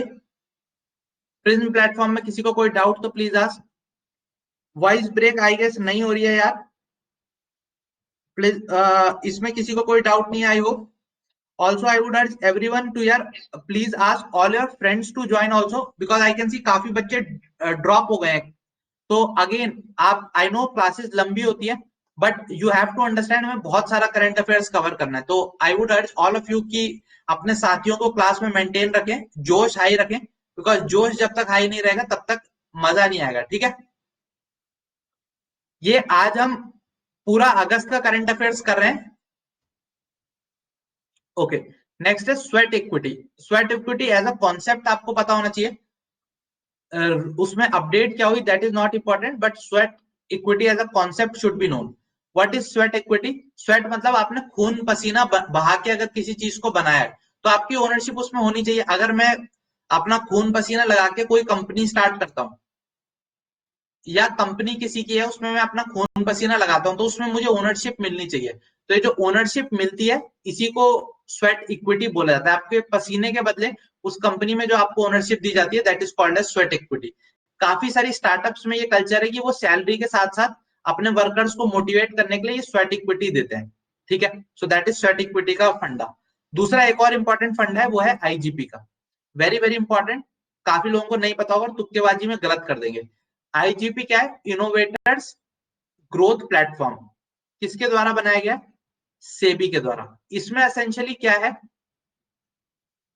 ऐसी कंपनीज जो टेक इंटेंसिव है और जो आईपीओ नहीं लाना चाहती, यानी जो मार्केट में लिस्ट नहीं हुई है. बिकॉज आईपीओ लाना पड़ता है तो काफी ज्यादा चेंजेस करने पड़ते हैं, काफी सारे चेंजेस अपने उसमें कंपनी स्ट्रक्चर और गवर्नेंस में करने पड़ते हैं. सो जो प्री आईपीओ स्टेज में कंपनीज है, टेक इंटेंसिव कंपनी, अगर वो भी अपने शेयर्स की खरीद बेच करना चाहती है, अपने वहां किसी इन्वेस्टर को एग्जिट प्रोवाइड करवाना चाहती है, तो वो सेबी के द्वारा रेगुलेटेड इनोवेटर्स ग्रोथ प्लेटफॉर्म पे आके फंक्शन कर सकती है. तो एक बार आईपीओ निकल जाता है तो कंपनी कहाँ लिस्ट हो जाती है? फिर तो वो स्टॉक एक्सचेंज में लिस्ट हो जाती है. लेकिन अगर आप प्री आईपीओ कंपनी के कुछ इक्विटीज की ट्रेडिंग करना चाहते हैं तो उसके लिए जो प्लेटफॉर्म है वो है इन्वेस्टर ग्रोथ प्लेटफॉर्म. किसके द्वारा बनाया गया है? सेबी के द्वारा बनाया गया, प्री आईपीओ कंडीशन के लिए. ठीक है, इतना क्लियर है? इतने में किसी को doubt? Is there any doubt in this? आगे बढ़े. ओके ठीक है, ओके ओके ठीक है. यार टाइमिंग का आई गेस देखते हैं. वैसे आई वुड सी टाइमिंग का क्या होता है बट आई गेस रात को सारे बच्चे फ्री रहते हैं तो इट इज फाइन. क्लास यार जब तक एटलीस्ट ये वाला तो कंप्लीट करेंगे उसके बाद देखेंगे कितनी चलती है. ठीक है, क्वेश्चन जैसे बता रहा हूँ साक्षी ऐसे ही आएंगे. क्वेश्चन आएगा innovators growth platform is started by which organisation, और आंसर में आरबीआई दे देगा, मिनिस्ट्री का नाम दे देगा, नन ऑफ द अबव दे देगा. फिर आप तुक्के में कुछ भी मार दोगे, आप सोचोगे ही नहीं कि आंसर सेबी होने वाला है. या क्या चीज से वो डील करता है ये पूछ देगा. या स्पेशली सीडीएस में ऐसे क्वेश्चन काफी आते हैं, वो स्वेट इक्विटी देगा, the term sweat equity is associated with what. फिर दे देगा स्वेट पसीने से रिलेटेड किसी बीमारी का नाम, और फिर बच्चे कंफ्यूज हो सकते हैं. ठीक है, सो हर एक चीज जो बता रहा हूँ all of them are possible questions only. ठीक है, ओके. नेक्स्ट अगला जो है दैट इज गाइस, हम 20th पे पहुंच चुके हैं. वी हैव 43 तक पहुंच रहे हैं, तो अभी 50% भी नहीं हुआ. अभी जोश हाई रखना है सबने. ठीक है, और आज तो अभी एक ही पीडीएफ पे हैं हम. ई श्रम पोर्टल. नेक्स्ट इज ई श्रम पोर्टल. किसने बनाया ये ई श्रम पोर्टल? मिनिस्ट्री ऑफ लेबर का है. तो सबसे पहले तो मिनिस्ट्री आपको पता होनी चाहिए. ई श्रम नाम से भी लग रहा है श्रम है, तो किसका होगा? मिनिस्ट्री ऑफ लेबर का है. क्या है ई श्रम पोर्टल? ये एक डेटाबेस बनाया जा रहा है for unorganised workers. It is a database for unorganised workers. अब अनऑर्गेनाइज्ड वर्कर्स कौन होते हैं? अगर आप किसी ऐसी संस्था में काम कर रहे हो, सपोज आप किसी दुकानदार की दुकान में काम करते हो, तो उस दुकान में 4 वर्कर हैं. तो किसी भी ऑर्गेनाइजेशन में जिसमें लेस देन 10 वर्कर्स होते हैं उसको अनऑर्गेनाइज्ड माना जाता है. ऑर्गेनाइज क्या? बड़ी बड़ी कंपनीज हो गई, सरकारी संस्थान हो गए. तो सरकारी संस्थान या बड़ी बड़ी कंपनियां अपने जो इंप्लॉइज होते हैं उनके लिए सोशल सिक्योरिटी के लिए काफी चीज करते हैं. अब लेकिन बेचारा एक दुकानदार है, कल को उसके वर्कर की तबियत खराब हो गई तो ऐसा तो है नहीं वो उसको मुआवजा या हर्जाना दे पाएगा. सो अनऑर्गेनाइज्ड वर्कर्स की सोशल सिक्योरिटी के लिए हमेशा से एक चिंता का सबब रहता था. उसके लिए एक एक्ट भी लाया गया था, unorganised workers social security act 2008 में. उसमें भी कुछ प्रोविजंस थे. तो लेकिन इशू यही था कि एक डेटाबेस ही नहीं था. हमें पता कैसे चलेगा कि कौन कौन अनऑर्गेनाइज्ड वर्कर है हमारे देश में? तो उसका एक डेटाबेस बनाया जा रहा है ई श्रम पोर्टल के माध्यम से। और इसके इंपॉर्टेंट चीजें क्या क्या है? पहली इंपॉर्टेंट चीज है कि जिसका भी इसमें रजिस्ट्रेशन हो जाएगा उसे एक यूएएन मिलेगा, that is universal account number. अब उसके बाद जितना भी सोशल सिक्योरिटी बेनिफिट भारत सरकार उसको देगी, जैसे भारत सरकार की एक पेंशन की योजना है अनऑर्गेनाइज्ड वर्कर्स के लिए, प्रधानमंत्री श्रम योगी मानधन योजना, तो उसका जो पैसा है वो इसी अकाउंट में आएगा। इसके अलावा जिसने एक बार रजिस्टर कर लिया उसको एक्सीडेंट कवर, कल को चोट पटक लग जाए तो इंश्योरेंस हो सके, उसकी डेथ हो जाए उस केस में इंश्योरेंस मिल सके, ठीक है। तो एक्सीडेंट कवर और डेथ कवर, 2 लाख तक का एक्सीडेंट और 1 लाख तक का डिसेबिलिटी के केस में, पार्शियल डिसेबिलिटी। एक्सीडेंट और डेथ के केस में 2 लाख तक, 2 लाख याद रख लेंगे, अमाउंट बहुत है। 2 लाख तक का पैसा डेथ और डिसेबिलिटी, परमानेंट डिसेबिलिटी के केस में दिया जाएगा। तो बस आपने क्या करना है, ई श्रम पोर्टल में गए, खुद को रजिस्टर किया आधार कार्ड की मदद से, आपको एक नंबर मिल गया यूनिवर्सल अकाउंट नंबर। अब कल को अगर खुदा ना खास्ता आपकी चोट लगती है या कुछ अनहोनी होती है तो 2 लाख रुपए आपके परिवारजनों को मिल जाएंगे। दूसरा, अब भारत की जो पेंशन वाली स्कीम है अनऑर्गेनाइज वर्कर के लिए, पीएम श्रम योगी मानधन योजना, इसका जो भी पैसा है वो आपके यूएन वाले जो खाता अटैच होगा उसमें पहुंच जाएगा। प्रधानमंत्री श्रम योगी मानधन योजना वैसे तो पुरानी स्कीम है बट फिर भी देख लेते हैं। ये क्या है? बेसिकली एक पेंशन की स्कीम है। इसमें क्या है, अगर आप अनऑर्गेनाइज्ड वर्कर हो तो आपने अगर खैनी खाते थे, आप सपोज बीड़ी खैनी खाते थे, 50 रुपए महीने का खर्च होता था उसमें। अब आपने कहा नहीं, अब मैं ये सब छोड़ूंगा और ये 50 रुपए अपने भविष्य के लिए, पेंशन के लिए बचाऊंगा। तो आपने अपने 50 रुपए इसमें डाले, भारत सरकार ने भी अपनी तरफ से 50 रुपए इसमें डाले।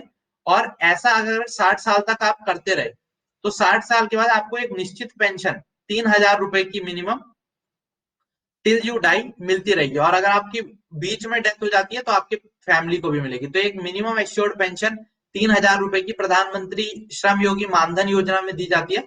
आफ्टर 60, 18 से 60 साल की उम्र के बीच में आप ज्वाइन कर सकते हैं, 18 तक आप ज्वाइन कर सकते हैं। और मैचिंग कंट्रीब्यूशन होता है, यानी जितना आपने डाला भारत सरकार भी उतना ही डालेगी।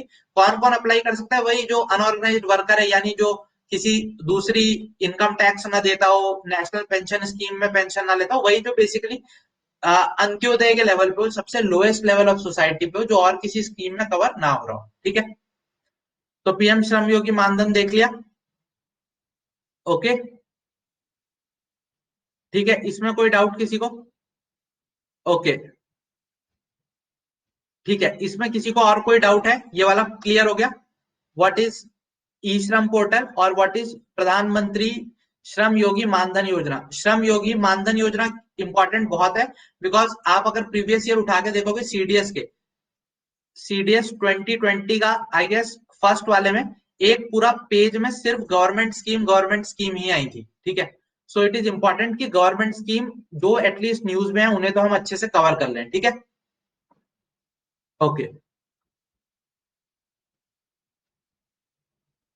अच्छा अच्छा, ई श्रम वाला दोबारा से रिपीट करूं? ओके ओके ओके, ठीक है। ई श्रम में दोबारा से बताता हूँ। ई श्रम क्या है? बेसिकली एक ऑनलाइन पोर्टल है, मैं दिखाता हूँ आपको। ई श्रम क्या है? एक ऑनलाइन पोर्टल बनाया गया है और उस पोर्टल में क्या है, एक डेटाबेस है, यानी इंफॉर्मेशन स्टोर की गई है। इसमें इंफॉर्मेशन किस बारे में स्टोर की गई है कि कौन सा अनऑर्गेनाइज्ड वर्कर कहाँ काम करता है, ठीक है। आधार के साथ उसको वेरीफाई किया जाएगा और इसमें जो भी वर्कर रजिस्टर एक बार हो जाएगा, मिनिस्ट्री ऑफ लेबर के द्वारा रन की जा रही है स्कीम, उसको एक्सीडेंट इंश्योरेंस कवर और डेथ इंश्योरेंस कवर दिया जाएगा। और जितना भी उसके सोशल सिक्योरिटी बेनिफिट्स हैं वो एक यूएएन नंबर से लिंक हो जाएंगे, ठीक है। दैट इज ई श्रम पोर्टल, ठीक है। कितना क्लियर है? आगे बढ़ते हैं। ई श्रम पोर्टल हो गया। नेक्स्ट है नेशनल ऑटोमोबाइल स्क्रैपेज पॉलिसी। ये प्राइम मिनिस्टर साहब ने रिसेंटली 2021 में लॉन्च किया, नेशनल ऑटोमोबाइल स्क्रैपेज पॉलिसी। कहाँ पे? गुजरात में लॉन्च किया, ठीक है। क्या इसके मेजर प्रोविजंस थे? What are the major provision? Basic एक ही इंपॉर्टेंट चीज है, भारत में क्या सड़कें कम है, गाड़ियां बढ़ती जा रही है। और ये गाड़ियों बढ़ने से काफी समस्या है। एक तो इससे कंजेशन बढ़ता है, जाम लगने लगते हैं। दूसरा, गाड़ियां जब पुरानी होती जाती है तो उनकी फ्यूल एफिशिएंसी खराब होती जाती है। तो इससे एक तो फ्यूल ज्यादा कंज्यूम करती है जिससे हमारा इंपोर्ट बिल बढ़ता है, और दूसरा पॉल्यूशन ज्यादा करती है। तो इन सभी समस्याओं का निदान एक ही था कि भारत में गाड़ियों को जल्दी से जल्दी फेज आउट किया जाए। इससे क्या होगा, एक तो ऑटोमोबाइल कंपनीज की सेल बढ़ेगी तो जॉब्स बढ़ेंगी, और एक पूरी वर्चुअस साइकिल डेवलप हो जाएगी। तो प्रधानमंत्री जी ने सोचा कि इसका करने का एक अच्छा तरीका है, हम लोगों को इंसेंटिवाइज करें। जैसे मैं देखता हूं कि मेरे गांव में लोग 20-20 साल पुरानी कैलिबर रन करते हैं। अब उसकी जगह अगर वो गाड़ी बेच दी जाती, तो एक तो उसको बेच के लोहा रियूज किया जा सकता था, दूसरा बंदा नई गाड़ी खरीदता तो कंपनियों की सेल बढ़ती, और नई गाड़ी धुआं भी कम छोड़ती। ठीक है, सो इसीलिए ऑटोमोबाइल स्क्रैपेज पॉलिसी प्रधानमंत्री जी ने लाई है। इसमें एंड ऑफ लाइफ की बात की गई है कि कोई भी अगर कॉमर्शियल वो पीली पट्टी वाली गाड़ी होगी तो उसको 15 साल के अंदर डी रजिस्टर कर दिया जाएगा, unless it gets fitness certification from RTO. और कोई प्राइवेट, जैसे मेरी कोई अपनी प्राइवेट गाड़ी है, तो it would be valid only for 20 years. ठीक है, और सारी की सारी सरकारी गाड़ियां ओनली 15 ईयर्स तक रहेंगी, उसके बाद उन्हें कबाड़ खाने में जाना होगा, जहां उनके अस्थि पंजर निकाल के उन्हें बेच दिया जाएगा। अब ऐसा बेचने का फायदा क्या है, लोग ऐसा क्यों करेंगे, लोग कहेंगे मेरी मैंने तो इतना पैसा लगाया था, मेरी गाड़ी आपने बेच दी, मैंने तो फरारी खरीदी थी इतना पैसा देके, और आपने तो मेरी सारे पैसे खराब कर दिए। तो इसलिए लोगों को कुछ इंसेंटिव दिए जाएंगे। What would be the incentives to the owner, उन्हें कुछ रिबेट दी जाएगी जब वो नई गाड़ी खरीदेंगे। दूसरा, अगर नई गाड़ी में उन्हें कुछ डिस्काउंट मिला, उसके अलावा उन्हें इनकम टैक्स में कुछ रिबेट, ऐसी काफी सारे इंसेंटिव्स दिए जाएंगे। ठीक है, यहां से एक रिलेटेड क्वेश्चन आता है कि इंडिया में एक वर्ल्ड का लार्जेस्ट शिप ब्रेकिंग सेंटर है, जहां पे अभी तो गाड़ियों की स्क्रैपेज की बात चल रही है, शिप्स का इसी तरीके से शिप ब्रेकिंग होती है। तो वर्ल्ड का largest ship breaking centre India में है, कोई बता सकता है कहां पे है? ठीक है, ये मिनिस्ट्री ऑफ ऑटोमोबाइल्स वाले के उसमें था। ठीक है, यस, एनसीआर में 10 ईयर्स है। ठीक है, नहीं, Kochi is not the correct answer. Yes, Lakshya has given us the correct answer. बिल्कुल, it is Alang in Gujarat. ठीक है, बिल्कुल अलंग इन गुजरात में लार्जेस्ट शिप बिल्डिंग सेंटर है, और यहाँ पे काफी सारे लोगों को जॉब्स इंप्लॉयमेंट मिलता है। सो इसी तरीके से इंडिया को अभी ऑटोमोबाइल स्क्रैपेज का भी हब बनाने की बात चल रही है, इसीलिए स्कीम को भी गुजरात में ही लॉन्च किया गया था। ठीक है, ओके, आगे बढ़ते हैं। दिस इज अगेन, ये प्रोस्पेक्टिंग मिनरल्स वाला नॉट इंपॉर्टेंट, स्किप कर सकते हैं। ग्लोबल मैन्युफैक्चरिंग रिस्क इंडेक्स, फर्जी 2 नंबर के ऑर्गेनाइजेशन के द्वारा निकल रहा है इंडेक्स, तो नॉट इंपॉर्टेंट, स्किप कर सकते हैं। बस याद रखेंगे कि ये किसी इंपॉर्टेंट ऑर्गेनाइजेशन के द्वारा नहीं निकला है। ठीक है, तो सारे इंडेक्स जितने आते हैं, ऐसा नहीं कि आप पूरे दिन भर इंडेक्स ही रटे जा रहे हैं। All index are not important, जो इंपॉर्टेंट होते हैं वो मैं खुद से बता दूंगा। Again you have to trust, the important thing is you should trust, because unless and until you trust it would be difficult for you to absorb things. ठीक है,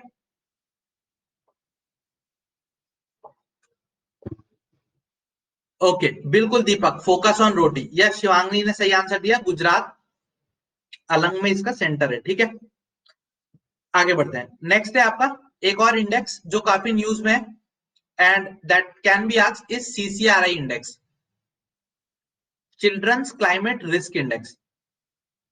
it is different from the climate risk index. Climate risk index अलग है, children's climate risk index अलग है। Children's climate risk index कौन निकाला है? UNICEF निकाला है। तो एग्जाम में सवाल आ सकता है चिल्ड्रंस क्लाइमेट रिस्क इंडेक्स कौन निकालता है, और ऑप्शन दे दे वो यूनाइटेड नेशंस एनवायरमेंटल प्रोग्राम, या क्लाइमेट जस्टिस नेटवर्क, या वर्ल्ड इकोनॉमिक फोरम, ऐसी कोई ऑर्गेनाइजेशन दे दे और फिर आप कंफ्यूज हो जाओ। So children's climate risk index, children पे फोकस है वहां, तो वो कौन निकालेगा? यूनिसेफ निकालेगा। ठीक है, जो ग्लोबल क्लाइमेट रिस्क इंडेक्स होता है वो एक एनजीओ निकालती है, वो अलग है। तो अगेन दिस इज इंपॉर्टेंट कि जो क्लाइमेट रिस्क इंडेक्स है, क्लाइमेट रिस्क इंडेक्स एक एनजीओ है जर्मन वॉच करके, वो निकालती है। लेकिन चिल्ड्रंस क्लाइमेट रिस्क इंडेक्स जो है वो यूनिसेफ निकालता है, ना ही यूएनईपी निकालता है, ना ही आईपीसीसी निकालता है। इट इज यूनिसेफ, नाम याद रखना है। ठीक है, अब क्या है इसमें, बेसिकली वही है कि क्लाइमेट चेंज का जो इम्पैक्ट है उससे बच्चे भी बहुत ज्यादा प्रभावित होंगे। क्यों? क्योंकि साइक्लोन आ गया तो पता चला है बड़े लोग तो फिर भी बच गए, छोटा बच्चा उड़ के बह गया, या फ्लड्स आ गए और छोटे बच्चे की इम्यूनिटी थी नहीं, तो खराब पानी की वजह से वो बीमार हो गया। सो इंडिया की भी इसमें पोजीशन कुछ खास अच्छी नहीं है, एक्सट्रीमली हाई रिस्क में है, रैंक नॉट इंपॉर्टेंट। ठीक है, सो दैट इज देयर। बस इतना ही याद रखना, इंडेक्स कौन निकालता है और किस चीज से रिलेटेड है वो हम नाम से ही समझ सकते हैं। ठीक है, ओके ठीक है, ओके आगे बढ़ते हैं। Next question on your screen now. Next है all India elephant and tiger population estimation exercise. ये इंपॉर्टेंट है, यस इंपॉर्टेंट है।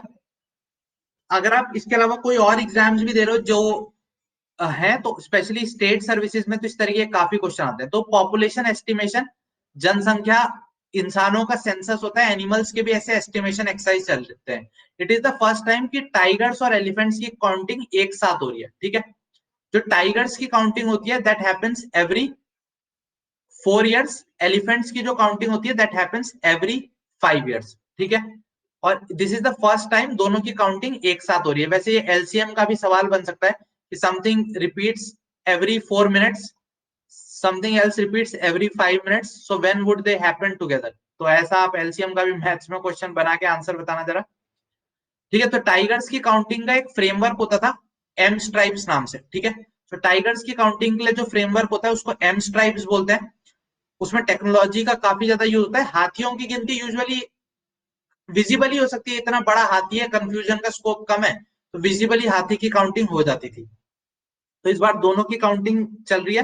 पिछली बार जो रिजल्ट आया था सबसे ज्यादा एलिफेंट कहाँ मिले थे, कर्नाटक में मिले थे। सबसे ज्यादा टाइगर कहाँ मिले थे, मध्य प्रदेश में मिले थे, ठीक है। अब आपका होमवर्क है, आपको नेशनल पार्क्स याद करके आने, कर्नाटका और मध्य प्रदेश के कौन से नेशनल पार्क्स वहां लोकेटेड है, ठीक है। बुला लो, बिल्कुल बैंक के बच्चों के लिए भी इंपॉर्टेंट है यार, करंट अफेयर्स तो सबके लिए इंपॉर्टेंट है, ठीक है। 20 का मल्टीपल कोमल 22, बिल्कुल एलसीएम जानते हैं, ठीक है। ठीक है, इंसेंट अभी चलेगी यार क्लास। अभी हम 26 पे, हमें 43 तक पहुंचना है, ठीक है। सो ये समझ लिया, काउंटिंग का फंडा समझ लिया, एम स्ट्राइप समझ लिया। फर्स्ट टाइम ऐसा हो रहा है कि ज्वाइंट एक्सरसाइज होगी, एक साथ दोनों को काउंट कर रहे हैं, सो that is another important thing. कौन करता है, मिनिस्ट्री ऑफ एनवायरमेंट के अंडर ये होती है। 2022 की एक्सरसाइज है, ज्वाइंटली होने वाली है। एम स्ट्राइप्स उनका फ्रेमवर्क था, एलिफेंट्स का ये था। बाकी एंडेंजर्ड है प्रोजेक्ट एलिफेंट, हाथियों की रक्षा के लिए 1992 में स्टार्ट हुआ था। Project Tiger Corbett National Park से 1973 में स्टार्ट हुआ था। Both of them are endangered in India. Karnataka में हमने देखा हाईएस्ट एलिफेंट्स हैं। टाइगर्स इंडिया में मैक्सिमम का है मध्य प्रदेश में। टाइगर सेंसस एवरी 4 था, एलिफेंट सेंसस एवरी 5 था, ठीक है। सो इतनी चीज याद रखेंगे काफी है, ठीक है। समझ गए फंडा। सब कुछ इज नॉट इंपॉर्टेंट, जितना बताया उतना याद करो। अगर कॉर्बेट की बात चली है जहां से प्रोजेक्ट टाइगर स्टार्ट हुआ था, तो अभी रिसेंटली अश्वनी चौबे जी जो हमारे minister of state for environment है, उन्होंने कॉर्बेट नेशनल पार्क को रीनेम करने का प्रपोजल दिया है। रीनेम करके कॉर्बेट नेशनल पार्क, जो इंडिया का फर्स्ट नेशनल पार्क था, है उत्तराखंड में लोकेटेड है, उसको क्या रीनेम किया जा रहा है, कोई नाम बता सकता है? बहुत ही एकदम तवे से गरम गरम निकाला गया, एकदम खौलता हुआ क्वेश्चन है, ठीक है। यस, अभी हाफ पे आ गए हैं, बिल्कुल ठीक है, बिल्कुल। रामगंगा नहीं, एलिफेंट के लिए कोई नाम नहीं है। M stripes framework target tigers के लिए, एलिफेंट के लिए ऐसा कोई नहीं, उनको विजिबली यूजुअली काउंट किया जाता था। It is Ramganga national park, because Ramganga river निकलती है वहां से, और आजादी से पहले जस्ट आफ्टर इंडिपेंडेंस इसका जो नाम था that was Ramganga national park only, ठीक है। सो रामगंगा के नाम पे इसको दोबारा रखा जा रहा है। हेलीज नेशनल पार्क इसका सबसे पुराना नाम था ब्रिटिश टाइम पे, और हेली कौन थे, यूपी के गवर्नर थे, उनका नाम था, ठीक है। Okay, so this is clear. Hailey's national park इसका पुराना नाम था। आगे बढ़े। अब ये जो मधुमक्खियां पॉलिनेटर है उनकी स्टडी की गई, उनके नंबर कम हो रहे हैं, not important. Water plus city, very very important, one liner question आ सकता है सीएपीएफ के पेपर में, इस तरीके के इस साल हमें क्वेश्चन देखने को मिले। तो इंडिया की फर्स्ट वाटर प्लस सिटी कौन सी बनी है, वो सिटी जो कई बार स्वच्छता सर्वेक्षण में इंडिया की क्लीनेस्ट सिटी घोषित की जा चुकी है, that is Indore. Indore in Madhya Pradesh has become a water plus city, India की first water plus city. Water plus city का मतलब क्या है कि उस सिटी में जितना भी ग्रे वाटर जनरेट हो रहा है, वो सारा वाटर सेटिस्फैक्टरली प्रोसेस हो रहा है। अब ग्रे वाटर क्या है, वाटर दो किस्म का होता है यूसेज के बाद। जो भी वाटर यूज हो जाता है यूजुअली हाउस होल्ड में, उसको हम दो कैटेगरी में बांटते हैं, ग्रे वाटर और ब्लैक वाटर। ब्लैक वाटर वो है जो आप टॉयलेट में यूज करते हो फ्लश करने के लिए, ठीक है। तो ये इसमें क्या होता है जनरली, पैथोजेंस बैक्टीरिया ज्यादा होंगे तो that is called as black water. Grey water होता है जो आपने नहाने के लिए यूज किया, सपोज कपड़े धोने के लिए यूज किया, ऐसी चीजों के लिए जो आप वाटर यूज करते हो that is called as grey water. ठीक है, सो इस तरीके का जिसमें पैथोजेंस के होने के कम चांसेस होते हैं that is called as grey water. तो इस तरीके का जितना भी ग्रे वाटर है, ऑल वेस्ट वाटर जो हाउस होल्ड कॉमर्शियल स्टैब्लिशमेंट से निकल रहा है, अगर वो सेटिस्फैक्टरीली ट्रीट हो रहा है तो उस सिटी में को हम क्या स्टेटस दे देते हैं, वाटर प्लस का। तो ये स्वच्छता सर्वेक्षण जो कौन करवाता है, Ministry of housing and urban affairs ने इस बार करवाया था स्वच्छता सर्वेक्षण। उसमें वाटर प्लस, इंडिया की फर्स्ट वाटर प्लस सिटी किसको डिक्लेयर किया गया, इंदौर को। ठीक है, ओके, इतना क्लियर है। Let's move ahead. अगला है forum for decarbonation of transport. Okay, ठीक है, ओके। नेक्स्ट है forum for decarbonising transport. Decarbonising मतलब जो हमारा अभी ट्रांसपोर्टेशन सिस्टम है, मोस्टली उसमें जो गाड़ियां हैं वो या तो पेट्रोल पे रन होती है या डीजल पे रन होती है, तो वो सब कार्बन बेस्ड फॉसिल फ्यूल्स को यूज करते हैं। तो डीकार्बनाइजिंग का मतलब है यहाँ पे कि हम electric vehicles, hydrogen based vehicles, इन सब चीजों को प्रमोट करें। तो फोरम फॉर डीकार्बनाइजिंग ट्रांसपोर्ट किसका इनिशिएटिव है, नीति आयोग अलॉन्ग विद एक इंटरनेशनल ऑर्गेनाइजेशन है वर्ल्ड रिसोर्स इंस्टीट्यूट। बस याद रखना नीति आयोग बहुत ज्यादा इलेक्ट्रिक व्हीकल पे काम कर रहा है। सो forum for decarbonising transport NITI Aayog के द्वारा स्टार्ट किया गया अलॉन्ग विद WRI है, और ये ग्लोबल इनिशिएटिव है, NDC TIA, nationally determined contribution transport initiative for Asia, उसका पार्ट है। अगेन बहुत ज्यादा डिटेल हो जाएगा, so I don't think they would ask this, तो इसको आप स्किप भी कर सकते हैं। एनडीसी टिया की डिटेल बेसिकली, एनडीसी क्या है, जो इंडिया ने पेरिस में कमिट किए थे 2015 में कि हम अपना जो ग्लोबल एमिशन इंटेंसिटी है उसे 33% रिड्यूस करेंगे ऑफ 2005 लेवल्स बाय 2030। तो क्योंकि transport is one of the important CO2 emitters, India में सबसे ज्यादा जो CO2 एमिशन है वो कहां से होता है, एनर्जी प्रोडक्शन से, यानी थर्मल पावर प्लांट्स, इन सब जगहों से। दूसरे नंबर में एग्रीकल्चर से काफी ज्यादा CO2 एमिशन या ग्रीन हाउस गैसेस का एमिशन होता है। थर्ड नंबर पे ट्रांसपोर्ट है। तो ट्रांसपोर्ट से हम अपने एमिशंस को कैसे रिड्यूस कर सके, इसके लिए नेशनली डिटरमाइंड कंट्रीब्यूशंस ट्रांसपोर्ट के लिए अलायंस है, इंडिया, चाइना, वियतनाम इसमें इंपॉर्टेंट प्लेयर्स हैं। ठीक है, electric India basically electric vehicle को प्रमोट करने के लिए एक हमारी स्कीम चल रही है जिसका नाम है फेम। तो फेम स्कीम किससे एसोसिएटेड है, इलेक्ट्रिक व्हीकल से, पता होना चाहिए, सबको पता ही होगा। और एक और इंपॉर्टेंट चीज जो है, इथेनॉल ब्रांडिंग टारगेट अब कितना हो चुका है, यानी पेट्रोल में इथेनॉल मिला के जो मोलासिस, शुगर केन, इन सब चीजों से एक्सट्रैक्ट होता है, इथेनॉल ब्रांडेड पेट्रोल का टारगेट है 20% ethanol branding in petrol by 2025। Important question है, डायरेक्ट आ सकता है कि भारत में अब इथेनॉल ब्रांडेड पेट्रोल का टारगेट कितना है, 20% हमें मिलाना है, कब तक, 2025 तक। ठीक है, ओके, ठीक है, ओके, इतना क्लियर है सबको, 2025 तक 20%। All of these are important questions. ठीक है, फेम स्कीम है इलेक्ट्रिक व्हीकल्स के प्रमोशन से लेके मिनिस्ट्री ऑफ हैवी इंडस्ट्रीज जो थी उसके अंदर ये इनिशिएटिव चल रहा है। ठीक है, मिनिस्ट्री ऑफ हैवी इंडस्ट्रीज के अंदर ये इनिशिएटिव है। आगे बढ़े, let's move ahead now. Plastic, again this is not important, बस अपने लिए एक स्टडी हुई, वो है CMS यानी कन्वेंशन ऑन माइग्रेटरी स्पीसीज। इसको ऑल्सो क्या बोलते हैं, बॉर्न कन्वेंशन बोलते हैं।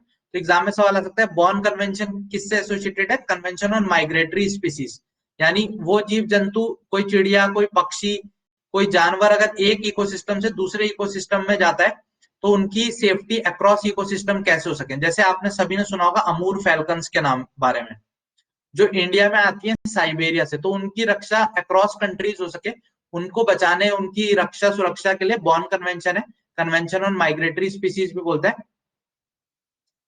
ठीक है, आगे बढ़े, तो बस इतना ही याद रखना है। नेक्स्ट है स्वावलंबन चैलेंज। स्वावलंबन चैलेंज फंड किसके अंदर ये फंड फॉर्म किया गया, this fund has been formed under SIDBI. SIDBI Bharat का स्मॉल इंडस्ट्रीज डेवलपमेंट बैंक जो है, सिडबी के अंदर ही बनाया गया along with the help of UK. तो ये Swavalamban challenge fund has been formed under SIDBI and UK. इसका बेसिक आइडिया क्या है कि इंडिया में अगर कोई सोशल एंटरप्रेन्योर है, कोई एनजीओ है जिसका कोई इनिशिएटिव है जो सोसाइटी को सस्टेनेबिलिटी और ग्रोथ में हेल्प करके एंटरप्रेन्योरशिप प्रमोट कर सके और उनपे फंड की शॉर्टेज है, तो ये स्वावलंबन चैलेंज फंड उनको वो पैसा प्रोवाइड करेगा। ठीक है, तो स्वावलंबन चैलेंज फंड है, फंड करने के लिए मैकेनिज्म्स को सेलेक्ट कैसे करेंगे, किसको सपोर्ट करना है, कंपटीशन के द्वारा, सस्टेनेबल लाइवलीहुड, फाइनेंशियल इंक्लूजन, इन सब अच्छी अच्छी चीजों के लिए पैसा दिया जाएगा। मेन बात है कौन कौन इसमें इन्वॉल्व है, सिडबी और यूके के द्वारा ये ज्वाइंट इनिशिएटिव है। तो स्वावलंबन चैलेंज फंड सिडबी यूके के द्वारा किस पर्पज के लिए, जितने भी आपके सोशल एंटरप्रेन्योर्स हैं, एनजीओज हैं, उन सबको अगर पैसे की शॉर्टेज है तो वो इस कंपटीशन में पार्टिसिपेट करके स्वावलंबन चैलेंज फंड उन्हें पैसा प्रोवाइड करेगा उनके आइडिया को रियलाइज करने में, एंटरप्रेन्योरशिप को प्रमोट करने में। ठीक है, ओके ठीक है, सो दिस इज क्लियर। नेक्स्ट एक और वेरी इंपॉर्टेंट है, आई एम एक्सपेक्टिंग इस पे भी यार क्वेश्चन आएगा, सोन चिरैया पे, दिस इज इंपॉर्टेंट। सोन चिरैया, सोन चिरैया क्या है, देखो आपने वो ऐड देखा हुआ है, आप में से कितने बच्चों ने ऐड देखा हुआ है, लिज्जत पापड़ कुर्रम कुर्रम वाला ऐड देखा है किसी ने, लिज्जत पापड़ वाला, खूब खाओ वाला लिज्जत पापड़। ठीक है, तो लिज्जत पापड़ जो है वो पापड़ बनाता कौन है, वो सेवा नाम की एक ऑर्गेनाइजेशन थी, उसके अंडर वो इनिशिएटिव स्टार्ट हुआ था, सेल्फ एम्प्लॉयड वुमेन्स एसोसिएशन, ईला भट्ट मैडम थी, उनके अध्यक्षता में ये सेवा का काम शुरू हुआ। तो ये क्या है, एक विमेन्स का सेल्फ हेल्प ग्रुप था, काफी सारे औरतें इकट्ठा हुई, उन्होंने कहा कि हमें पैसे इनकम अर्न करनी है, कैसे हम फाइनेंशियली इंडिपेंडेंट हो सकते हैं, कैसे हम सोशली एक दूसरे को हेल्प कर सकते हैं। तो ये इस तरीके का एक सेल्फ हेल्प ग्रुप औरतों ने बनाया, फिर उन्होंने आगे चल के एक प्रोडक्ट लॉन्च किया लिज्जत पापड़, और वो आप जानते हैं इट बिकेम वाइड सक्सेस। तो सिमिलरली उसी आइडिया से इंस्पायर होकर ministry of housing and urban affairs ने कहा कि अर्बन एरियाज में भी ऐसे हम क्यों ना औरतों का समूह बनवाएं, अर्बन सेल्फ हेल्प ग्रुप से उनके द्वारा कुछ प्रोडक्ट प्रोड्यूस करवाएं, और अब वो प्रोडक्ट जब मार्केट में जाए उसका जो ब्रांड नेम हो, उस ब्रांड नेम को हम सोन चिरैया नाम दे। तो सोन चिरैया चू चू चू करेगी जैसे लिज्जत पापड़ कुर्रम कुर्रम करता था, तो सोन चिरैया का आपके प्रोडक्ट मिलने शुरू हो जाएंगे आपको कुछ टाइम में। ठीक है, ओके ठीक है, यस, तो कुछ टाइम में आपको सोन चिरैया चू चू चू का ऐड देखने को मिलेगा लिज्जत पापड़ के कुर्रम कुर्रम की तरह। तो वो सोन चिरैया हमें याद रखना है किसने स्टार्ट किया हुआ है, Son Chiraiya has been started by ministry of housing and urban affairs. क्या है वो, अर्बन सेल्फ हेल्प ग्रुप्स जो है उनकी एक brand and logo identity provide कर रहा है। और ये जो सेल्फ हेल्प ग्रुप्स है असल में एक स्कीम है मिनिस्ट्री के अंदर ही, Deendayal Antyodaya Yojana, NULM, national urban livelihood mission, उसके अंदर ये अर्बन सेल्फ हेल्प ग्रुप्स को फॉर्म किया जाता है। ठीक है, okay, so this is clear, Son Chiraiya वाला क्लियर हो गया।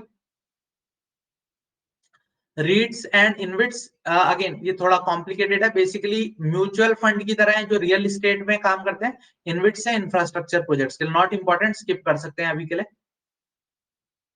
नेक्स्ट है मिलिट्री एक्सरसाइजेस, तो अपने एग्जाम के लिए तो ये सब बहुत इंपॉर्टेंट हो जाती है, military exercises very very important, defence के एग्जाम्स के लिए तो they are like the bread and butter, इन क्वेश्चनों के बिना we can not do, so very very important. तो सबसे पहली एक्सरसाइज जो है that is Malabar exercises. Malabar exercises वैसे हर साल होती है, सो आई होप सबको पता ही होगा मालाबार के बारे में, not a new exercise. Malabar में कौन पार्टिसिपेट करते हैं, originally it was Indo US, बाद में इस पे जापान भी ऐड हुआ, और रिसेंटली इसमें ऑस्ट्रेलिया भी ऐड हो गया। सो असेंटली एसेंशियली अब ये जो क्वाड कंट्रीज हैं that is Japan, India, US and Australia, चारों क्वाड की कंट्रीज इसमें पार्टिसिपेट करती है मालाबार। ये कैसी एक्सरसाइज है, it is a naval exercise. ठीक है, सो अभी हो रही है, अभी recently it is going on. आपने सुना होगा भी हमारे जो नेवल चीफ थे उन्होंने बोला कि it is a one of the flagship movement in India की इस बार जो क्वाड एक्सरसाइज हुई है। ठीक है, so originally started with US, अब ये क्वाड के साथ होती है मालाबार एक्सरसाइज, चारों देश पार्टिसिपेट कर रहे हैं। ठीक है, इंडिया ही इसको लीड करता है, इस बार भी इंडिया में ही हो रही है, इंडियन ओशन में। ठीक है, मालाबार एक्सरसाइज हो गई। नेक्स्ट है कोनकन एक्सरसाइज, कोनकन मिलिट्री एक्सरसाइज है इंडिया और यूके की नेवी की, इस बार कहाँ हो रही है, यूके के जो इंग्लिश चैनल है, इंग्लिश चैनल जो यूके में, इंग्लैंड और फ्रांस के पास, वहां पे हो रही है। अच्छा, first person to cross the English Channel, जरा एक क्विज भी कर लें, first person to cross the English Channel कौन है, इंडियन। ठीक है, यस, ओके विजेंदर, ठीक है, ओके 25th एडिशन है, तो that is why it is also important. Konkan military exercise India और यूके की नेवी की है, इंग्लिश चैनल में। कजिन, ये तो नाम से क्लियर है, इंडिया और कजाकिस्तान की। कजाकिस्तान में इंपॉर्टेंट जगह एक नाम याद रखनी है, आयशा बीबी, क्योंकि अच्छा मुझे बताना है नूर सुल्तान कहाँ लोकेटेड है। नूर सुल्तान कमेंट करके बताओ जरा, नूर सुल्तान कहाँ लोकेटेड है?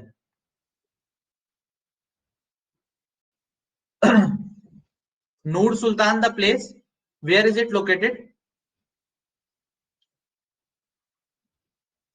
Yes, it is Kazakhstan only. बिल्कुल सही. Nur Sultan is in Kazakhstan only. It is the capital, new capital city. So Aisha Bibi is also a place in Kazakhstan. ठीक है. Next, another very very important military exercise. इसमें से जो वो है सी cat, exam में सवाल आएगा सी कैट किसकी है, तो साउथ ईस्ट एशिया की है। US navy south east Asia का जो रीजन है, दैट इज फिलीपींस सी हो गया, इंडो पैसिफिक वाला रीजन हो गया, वहां पे मल्टीलेटरल नेवल एक्सरसाइज कर रही है। सिंगापुर में उसका अपने शिप्स को हार्बर किया गया है और इंडिया भी इसमें पार्टिसिपेट कर रहा है। तो SEACAT military exercise Singapore में यूएस नेवल फ्लीट के अंडर वेरियस कंट्रीज पार्टिसिपेट कर रही है, इंडिया इज ऑल्सो मेंबर। तो Malabar is important, Konkan is important, SEACAT पता होना चाहिए, कजाकिस्तान पता होना चाहिए। ठीक है. इसके अलावा जायद तलवार, ये भी रेगुलरली होती रहती है, तो इस बार भी हो रही है। इंडिया और यूएई की नेवल एक्सरसाइज है। ठीक है, इंडिया यूएई की नेवल एक्सरसाइज जायद तलवार। लेकिन सबसे इंपॉर्टेंट इस बार का, जो अगर आपने नहीं पढ़ा तो हाई रिस्क है कि आप एग्जाम में क्वेश्चन छोड़ देंगे, दैट इज ऑपरेशन देवी शक्ति। वेरी वेरी इंपॉर्टेंट सवाल आएगा एग्जाम में, ऑपरेशन देवी शक्ति किससे एसोसिएटेड है? ऑपरेशन देवी शक्ति एसोसिएटेड है अफगानिस्तान में जो इंडियंस फंस गए थे उन्हें वापस इवैक्यूएट करने से। तो ऑपरेशन देवी शक्ति, देवी मां की शक्ति से आईटीबीपी के सिपाहियों, आपको पता होगा अफगानिस्तान में कौन सी फोर्स तैनात थी इंडिया की जो एम्बेसी गाइड कर रही थी, दैट वाज आईटीबीपी। तो आईटीबीपी के ने भी बहुत इंपॉर्टेंट रोल प्ले किया और अफगानिस्तान से जो हम अपने लोगों को लेके आए, इवैक्यूएट किया, उसको क्या नाम दिया गया? ऑपरेशन देवी शक्ति। ठीक है, बिल्कुल आदर्श, आशीष, ऋषभ, संगरकारा, नमिता, बिल्कुल सही, सारे साथी सही जवाब दे रहे हैं। That means all of you are listening attentively and benefiting from the session. ठीक है, ओके। सो ऑपरेशन देवी शक्ति तो हर एक को पढ़ के जाना है, बहुत ही जरूरी है, क्वेश्चन आएगा। ठीक है, question would be asked from this. ठीक है, a question would be asked in this. Next है मंथन 2021 हैकाथन। मंथन 2021 हैकाथन इज एन इनिशिएटिव। तो कौन इस इनिशिएटिव को रन करता है, दैट इज ऑल्सो इंपॉर्टेंट। मंथन 2021 hackathon initiative, who is the brain behind it? So basically मंथन 2021 किससे डील कर रहा है? इट डील कर रहा है सिक्योरिटी चैलेंजेस से जो हमारी इंटेलिजेंस एजेंसीज फेस करती है। और जो मिनिस्ट्री ऑफ होम अफेयर्स के अंदर एक डिपार्टमेंट है BPRD, bureau of police research and development, उसका इंपॉर्टेंट रोल है। और मिनिस्ट्री ऑफ एजुकेशन का एक इंपॉर्टेंट रोल चल रहा है इसमें। तो बस अपने को इतना याद रखना है, मंथन 2021 what does it deal with? मंथन 2021 डील्स विद इंटेलिजेंस एजेंसी जो है हमारी,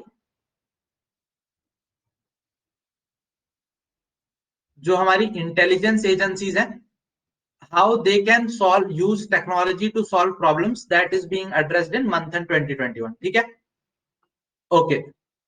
कोनकन is the military exercise between India और यूके की नेवी जो कि इंग्लिश चैनल में हो रही है। ठीक है, okay, great. So this is clear. नहीं, अभी जितनी मिलिट्री इंडिया रशिया की भी हम डील करेंगे, एक एक करके डील करेंगे। ठीक है, okay. So let's move ahead. Next है defence India startup challenge, not important, we can skip this. Next है global youth development index, very very important. Global youth development index है, तो नाम से बच्चे कंफ्यूज हो सकते हैं कि कोई यूएन की एजेंसी है, ऐसी एजेंसी हो, नहीं, it is being run by Commonwealth. तो जो कॉमनवेल्थ सेक्रेटेरिएट है लंदन वाली, उसके द्वारा, और ये 3 साल में एक बार निकलता है। सो that is also another trap जो एग्जामिनर सेट करता है कि हर साल निकलता है, नहीं, 3 साल में एक बार इंडेक्स निकल रहा है, global youth development index, Commonwealth secretariat London वाली। और इंडिया को इसने एक पॉजिटिव लाइट में भी दिखाया, that is why also it is important. India को इसने एक अच्छी लाइट में दिखाया। India is one of the fastest risers in this. India की रैंक लेकिन फिर भी अच्छी नहीं है, इट इज 122nd। तो सारी रैंक्स इंपॉर्टेंट नहीं है, this is important. Global youth development index कौन निकाल रहा है? Commonwealth secretariat. इंडिया की रैंकिंग है 122। कॉमनवेल्थ क्या थी? कॉमनवेल्थ बेसिकली ओरिजिनल आइडिया यह था कि यूके से जो देश इंडिपेंडेंट हो गए उनको फिर भी लूजली एक ग्रुपिंग की तरह मेंटेन किया जाए जिसमें वो सब इक्वल पार्टनर्स हो अलॉन्ग विथ यूके। तो उसकी थे, बट अब इसकी जो मेंबरशिप है वो ओपन कर दी गई है। वो देश भी जो कभी यूके से रिलेटेड नहीं थे वो भी इसके मेंबर बन सकते हैं, ठीक है। ग्लोबल यूथ डेवलपमेंट इंडेक्स क्या मेजर करता है? वही कि यूथ का विकास कैसे हो रहा है, वही पैरामीटर्स ये यूज करेगा जो एचडीआई में यूज होते थे। दैट इज बेसिकली आपकी एजुकेशन लेवल क्या है, आपके यहाँ पर कैपिटा इनकम इंडिविजुअल्स की कितनी है, उनकी हेल्थ का स्टेटस क्या है। So all of these index would be there.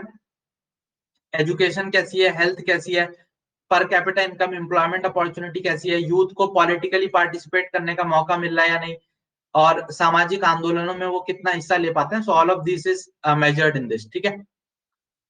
Commonwealth की बात कर ली, क्या है वो देख लिया।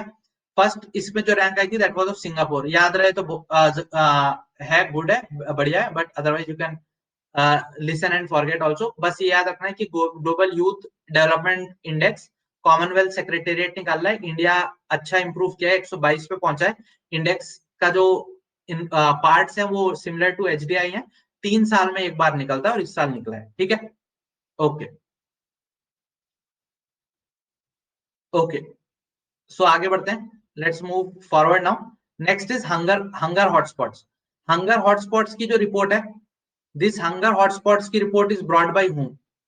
हंगर हॉटस्पॉट्स की जो रिपोर्ट है, this has been brought by FAO, food and agriculture organisation, Rome based organisation है, वर्ल्ड फूड प्रोग्राम रन करती है, which has got Nobel Prize a few years back for peace, ठीक है। सो FAO के द्वारा हंगर हॉटस्पॉट्स की report है। ये बेसिकली किन किन जगहों में दुनिया के भूखमरी अभी फैली हुई है, बहुत ज्यादा रिस्क है भूखमरी का, वो बताने के लिए। कहाँ फैली होगी? जहां पे सिविल वॉर चल रही होगी, यमन में, अफ्रीका में, उन्हीं सब जगहों पे जहाँ पे हंगर के चांसेस ज्यादा है, वो बता रही है। तो हंगर हॉटस्पॉट कौन आइडेंटिफाई कर रहा है? FAO। बस इतना याद रखना है। कोविड की वजह से भी काफी जगहों पे हंगर की प्रॉब्लम बढ़ी है। अफगानिस्तान में एक बहुत ज्यादा फूड क्राइसिस आने के चांसेस है, वो एक अलग खुद की प्रॉब्लम चल रही है, ठीक है। Okay, so that is clear. हाँ, एक और इंपॉर्टेंट चीज आपके लिए इंपॉर्टेंट है, वो ये कि जो एक 4% पर्सन विद डिसेबिलिटीज का जो कोटा था, या दिव्यांगों के लिए जो कोटा था, सरकार ने बोल दिया है कि अब ये जितनी सेंट्रल आर्म्ड पुलिस फोर्स है, आर्म्ड फोर्सेज है, उन पे ये कोटा नहीं लगेगा, ठीक है। सो ये आपके लिए एक इंफॉर्मेशन है। ये जो 4% कोटा होता था, दैट वुडंट बी एप्लीकेबल, बस इतना ही याद रखना है, wouldn't be asked in the exam, ठीक है। सुजलम कैंपेन, सुजलम कैंपेन क्या थी? जल शक्ति मंत्रालय के अंतर थी। इसमें क्या था कि आप गांव में सोक पिट्स बनाए, यानी जहां पे कोई भी वाटर एस्केप, ग्रे वाटर आया हो, वो सीधे नदी में ना जाके इस तरीके की सोक पिट्स में एब्जॉर्ब हो जाए और फिर वो ग्राउंड वाटर रिचार्ज का काम करे, ताकि नदियों में अचानक से खूब सारा पानी आके नदियां क्लॉग ना हो जाए। तो इस तरीके के ये जो सोक पिट्स थी, ये बनाने का काम सुजलम कैंपेन के अंदर विलेजेस में किया गया था, और मिनिस्ट्री ऑफ जल शक्ति के अंदर ये इनिशिएटिव था, ठीक है। स्वच्छ भारत मिशन से एसोसिएटेड है, तो दैट इज सुजलम कैंपेन। इसमें क्या बनाना है हमें? हमें सोक पिट्स बनानी है, और ताकि वाटर एकदम से जाके जो लार्ज वाटर बॉडीज है उन्हें फिल ना करे, सोक पिट्स के द्वारा ग्राउंड वाटर रिचार्ज हो सके। दिस इज एसडीजी इंडेक्स का नॉर्थ ईस्ट वाला। तो एसडीजी इंडेक्स इंडिया वाला कौन निकालता है? नीति आयोग, बस इतना ही याद रखना है, others are not important. North east में कौन फर्स्ट आया, कौन पीछे आया, इंडिया का पूछा जाए तो फिर भी इंपॉर्टेंट है, नॉर्थ ईस्ट का इट इज डिफिकल्ट, ठीक है। एसडीजी इंडेक्स में आपको पता ही है, aspirant, performer, front runner, achiever, ऐसे उनको रैंक किया था, नॉट अभी उतना इंपॉर्टेंट नहीं है, ठीक है। Y break mobile app, Y break mobile app किससे एसोसिएटेड है? ये बेसिकली 5 मिनट योगा करनी है आपने, उसके लिए मिनिस्ट्री ऑफ आयुष योगा से एसोसिएटेड है। तो वाई ब्रेक मोबाइल ऐप, कि आप घर में या ऑफिस में काम कर रहे हैं, 5 मिनट का ब्रेक लीजिए, उसमें योगा कीजिए, तो that is 5 minute yoga protocol, Y break mobile app आपको बताएगी। आरोग्य धरा बेसिकली आयुष्मान भारत के 2 करोड़ यूजर होने पे सेलिब्रेट किया गया था, नॉट इंपॉर्टेंट। आरोग्य धरा बस ये याद रखना है कि ये आयुष्मान भारत के सेलिब्रेटरी एक इवेंट था, ठीक है। अब आयुष्मान मित्र वो होगा जो आपको आयुष्मान भारत योजना का लाभ उठाने में मदद करेगा। अधिकार पत्र वो बताएगा कि आपके क्या क्या राइट्स हैं आयुष्मान भारत के अंदर। अभिनंदन पत्र बताएगा थैंक यू नोट, अभिनंदन इज थैंक यू, ठीक है। सो दैट इज आरोग्य धारा 2.0। Next is BCG vaccine. What is this BCG vaccine? Important इस बार है क्योंकि इसके 100 साल पूरे हो चुके हैं। तो बैसिलस कैलमेट ग्वेरिन, बीसीजी किसके लिए लगाई जाती है? आपको मिशन इंद्रधनुष पता है सभी को। मिशन इंद्रधनुष भारत सरकार का एक इनिशिएटिव है जिसमें अंडर 5 जो चिल्ड्रन होते हैं और उनकी जो मदर्स होती हैं उनको कुछ इंपॉर्टेंट डिजीजेस के लिए, ओरिजिनली 7 थी, बाद में और भी डिजीजेस इंक्लूड की गई, उसकी वैक्सीन लगाई जाती है in a targeted approach, saturation approach से मिशन इंद्रधनुष के अंदर। सो मिशन इंद्रधनुष के अंदर ही बीसीजी वैक्सीन भी लगाई जाती थी। BCG is for TB, tuberculosis, क्षय रोग, ठीक है। So BCG is bacillus Calmette Guerin. Actually जो कैलमेट एंड ग्वेरिन है, these were the two people who discovered the BCG vaccine, ठीक है। तो इसके 100 साल हो चुके हैं बीसीजी के। तो इसके लिए न्यूज में बीसीजी किस लिए दी जाती है? टीबी के लिए। इंडिया का टीबी का टारगेट क्या है कि 2025 तक हम भारत से टीबी का खात्मा कर देंगे, बिफोर डब्ल्यूएचओ का टारगेट जो 2030 का है, ठीक है। तो टीबी खत्म करना है। एंड टीबी 2025 के लिए भारत ने कई सारे पोर्टल लॉन्च किए इसके लिए। एक निक्षय पोर्टल है जिसमें टीबी की मॉनिटरिंग इंडिया की ऑल ओवर लेवल पे होती है। इसके अलावा एक revise national tuberculosis control programme है। काफी सारे इनिशिएटिव चल रहे हैं। 500 रुपए जो टीबी के मरीज है उन्हें अच्छी हेल्थ के लिए दिया जा रहा है। A lot of things are being done कि इंडिया से हम टीबी को खत्म कर सकें, ठीक है। टीबी की बीसीजी के अलावा इंडिया ने भी एक वैक्सीन बनाने की कोशिश की है जिसका भी क्लिनिकल ट्रायल चल रहा है, दैट इज माइसोबैक्टीरियम इंडिकस प्राणी। पुराना करंट अफेयर से हो सकता है दोबारा पूछ लिया जाए, ठीक है। सो वीपीएम 1002 एंड माइसोबैक्टीरियम इंडिकस प्राणी।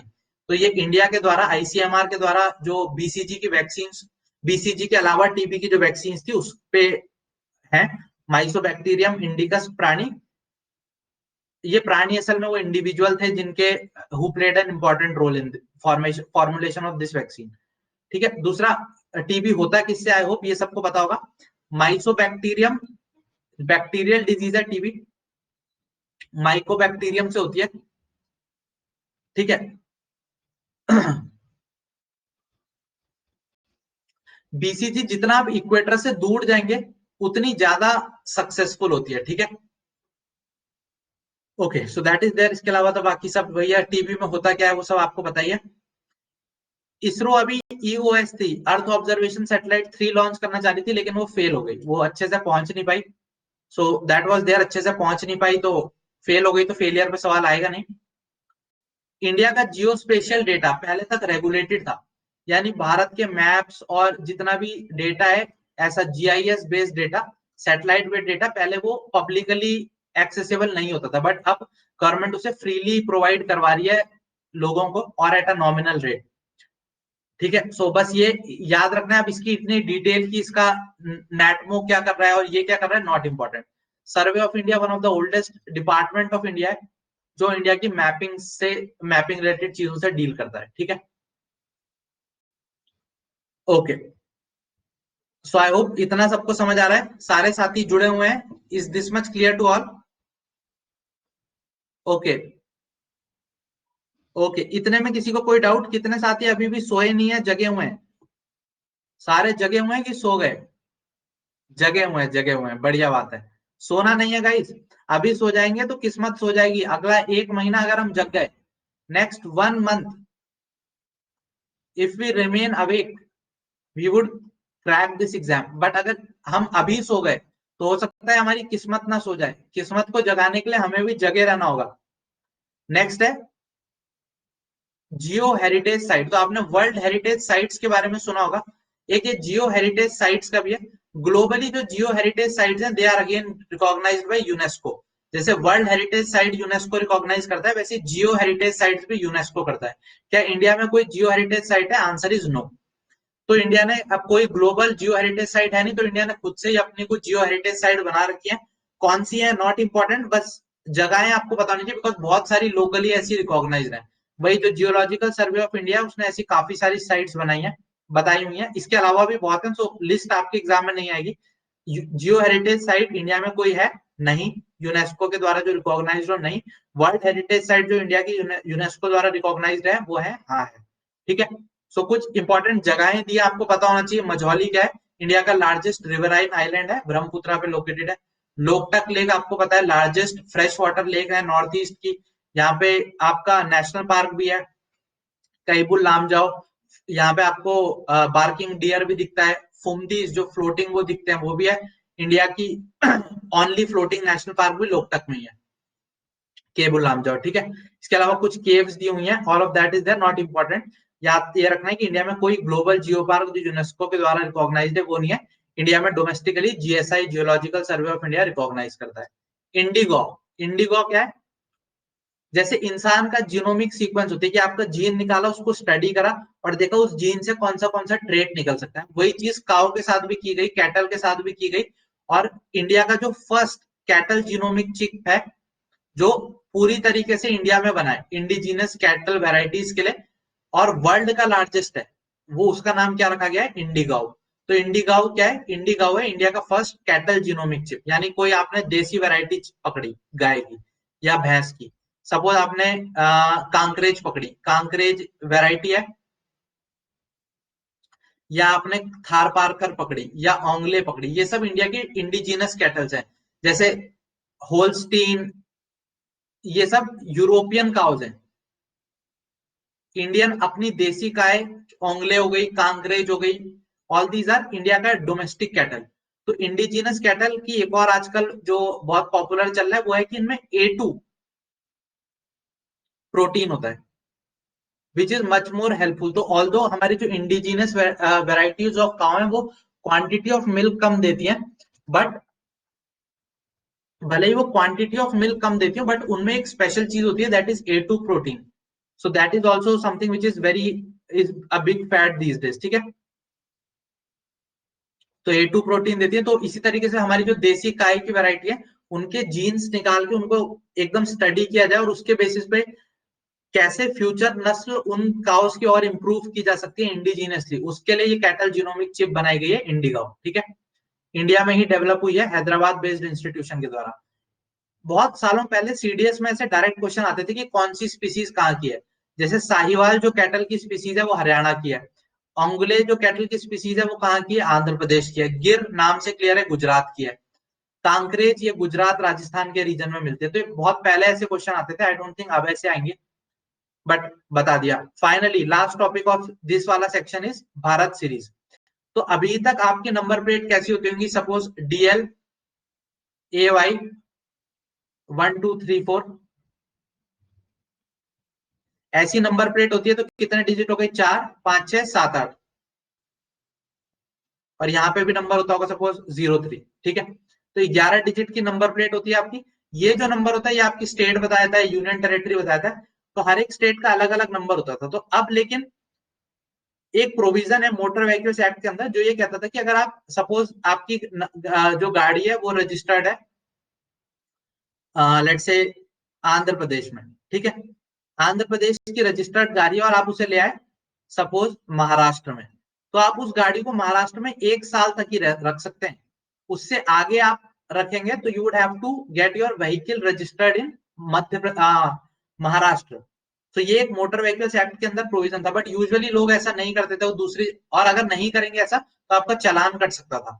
सो उसी चीज को बाईपास करने के लिए जो लोग ट्रांसफरेबल जॉब्स में होते हैं उनको तो ऐसा नंबर चाहिए, हर 3 साल में पोस्टिंग हो रही है तो उन्हें तो ऐसा नंबर चाहिए जो ऑल इंडिया में ऐसा इशू ना है। तो उसी के लिए मिनिस्ट्री ऑफ रोड ट्रांसपोर्ट ने एक नई सीरीज स्टार्ट की, दैट इज BH सीरीज। तो अब DL UP HR उनकी जगह आपके नंबर प्लेट के आगे क्या होगा, BH, फिर ऐसे ही कोई 2 नंबर, फिर कोई 2 अल्फाबेट, फिर नंबर। तो it would be an 11 digit alpha numeric system, BH series. कौन निकालेगा, मिनिस्ट्री ऑफ रोड ट्रांसपोर्ट। और इसमें क्या, किन लोगों के लिए क्या है, हर किसी के लिए अवेलेबल है नहीं, पर्सनल व्हीकल्स का फ्री मूवमेंट फैसिलिटेट करने के लिए ओनली वॉलेंटरी बेसिस पे, यानी आप चाहें तो ले सकते हैं, ना चाहें तो ना भी ले सकते हैं। वॉलेंटरी बेसिस पे किन के लिए, अगर आप फौज में आपका ट्रांसफर हो रहा है, आप सरकारी कर्मचारी हैं, ऑल इंडिया सर्विस या किसी और सरकारी सर्विस में, अगर ऐसी प्राइवेट कंपनी में काम करते हैं जो 4 से ज्यादा स्टेट्स में ऑपरेट करती है, इन्हीं के लिए है अवेलेबल अभी। और इट इज ऑल्सो वॉलेंटरी, यानी इट इज स्वेच्छा से करना है आपको, इट इज नॉट मैंडेटरी कि आप ऐसा करें। तो Bharat series ministry of road transport 11 digit alpha numeric number हर किसी के लिए नहीं, स्पेशल कैटेगरी ऑफ पीपल के लिए। क्यों जरूरी है? क्योंकि अगर आप पहले प्रोविजन ये है कि अगर आप एक स्टेट की गाड़ी दूसरे स्टेट की गाड़ी में 1 साल से ऊपर रखेंगे तो आपको आपके अगेंस्ट चालान कट सकता है। ठीक है, ओके ओके, ठीक है। ठीक है, इतना क्लियर हो गया। Section of motor act is not important, इतना ही इंपॉर्टेंट है अभी। ठीक है, इतना क्लियर है सबको? तो पढ़ाना तो वैसे मुझे और भी था। डिगजिक is deposit insurance credit guarantee corporation लक्ष्य। वो बेसिकली क्या करता है, अगर कल को आपने एसबीआई में पैसा डाला है और भगवान ना करे कल को एसबीआई कोलैप्स करता है, तो अगर आपका पैसा 5 लाख से कम था तो आपको पूरा का पूरा वापस करने की जिम्मेवारी डिगजिक की होती है। ठीक है लक्ष्य? ठीक है, ओके। सो वैसे टारगेट तो मेरा यार और ज्यादा करवाने का था, बिकॉज आज मैं चाह रहा था कि एटलीस्ट इसका, क्योंकि इसका विजन वाली का हमने न्यूज इन शॉर्ट वाले 48 टॉपिक्स कर लिए। मैं चाह रहा था अफेयर क्लाउड के भी हम थोड़े टॉपिक कर लें, एटलीस्ट डिफेंस और स्पोर्ट्स तो कर लें, बट आई गेस बहुत ज्यादा हो जाएगा फिर आज के लिए आप लोगों के लिए भी। ऑलरेडी काफी आप लोगों ने आज भी करा, और since it was the first class so I can understand. But I hope आप लोगों को चीजें समझ आई हूँ, ये कैसा लग रहा है इंटरफेस, और आप लोगों के कुछ सजेशंस है तो you can always tell me कि अगर if you have some suggestions कि हम क्या कर सकते हैं, what else we can do to make things better. Or again, all of this is for free, you are not being charged a penny for all this. So बस request यही रही है आप लोगों से कि अगर आपको सेशन अच्छे लग रहे हैं, if you are benefiting from these sessions, then I would urge all the students to please share the series with all your friends. These classes would be happening daily, लेकिन ये तभी हो पाएंगी जब आप लोग सपोर्ट करेंगे at 9:30 PM on the Telegram channel t.me। आप सर्च करेंगे ssb_success, you would find the channel. Okay, so I would urge all the students to please share the session. इसकी मैं रिकॉर्डेड वीडियो भी अभी अपलोड करूंगा, but it is important कि आप session को लाइव अटेंड करें, because live sessions would be very much beneficial. Also जो जो बच्चे अपने नोट्स बना रहे हैं, एक बार क्लास खत्म होने के बाद वो अपने नोट्स जब सारे हो जाएंगे उनको पोस्ट भी कर सकते हैं, ताकि बाकी बच्चे इंस्पायर मोटिवेट हो सकें। ठीक है, okay okay, so that is all for today guys, I hope you enjoyed it. मिलते हैं जल्दी कल दोबारा शाम को 9:30 बजे। Till then bye bye, good night, जय हिंद, and please share the session and ask all your friends to join the channel as well. Bye bye.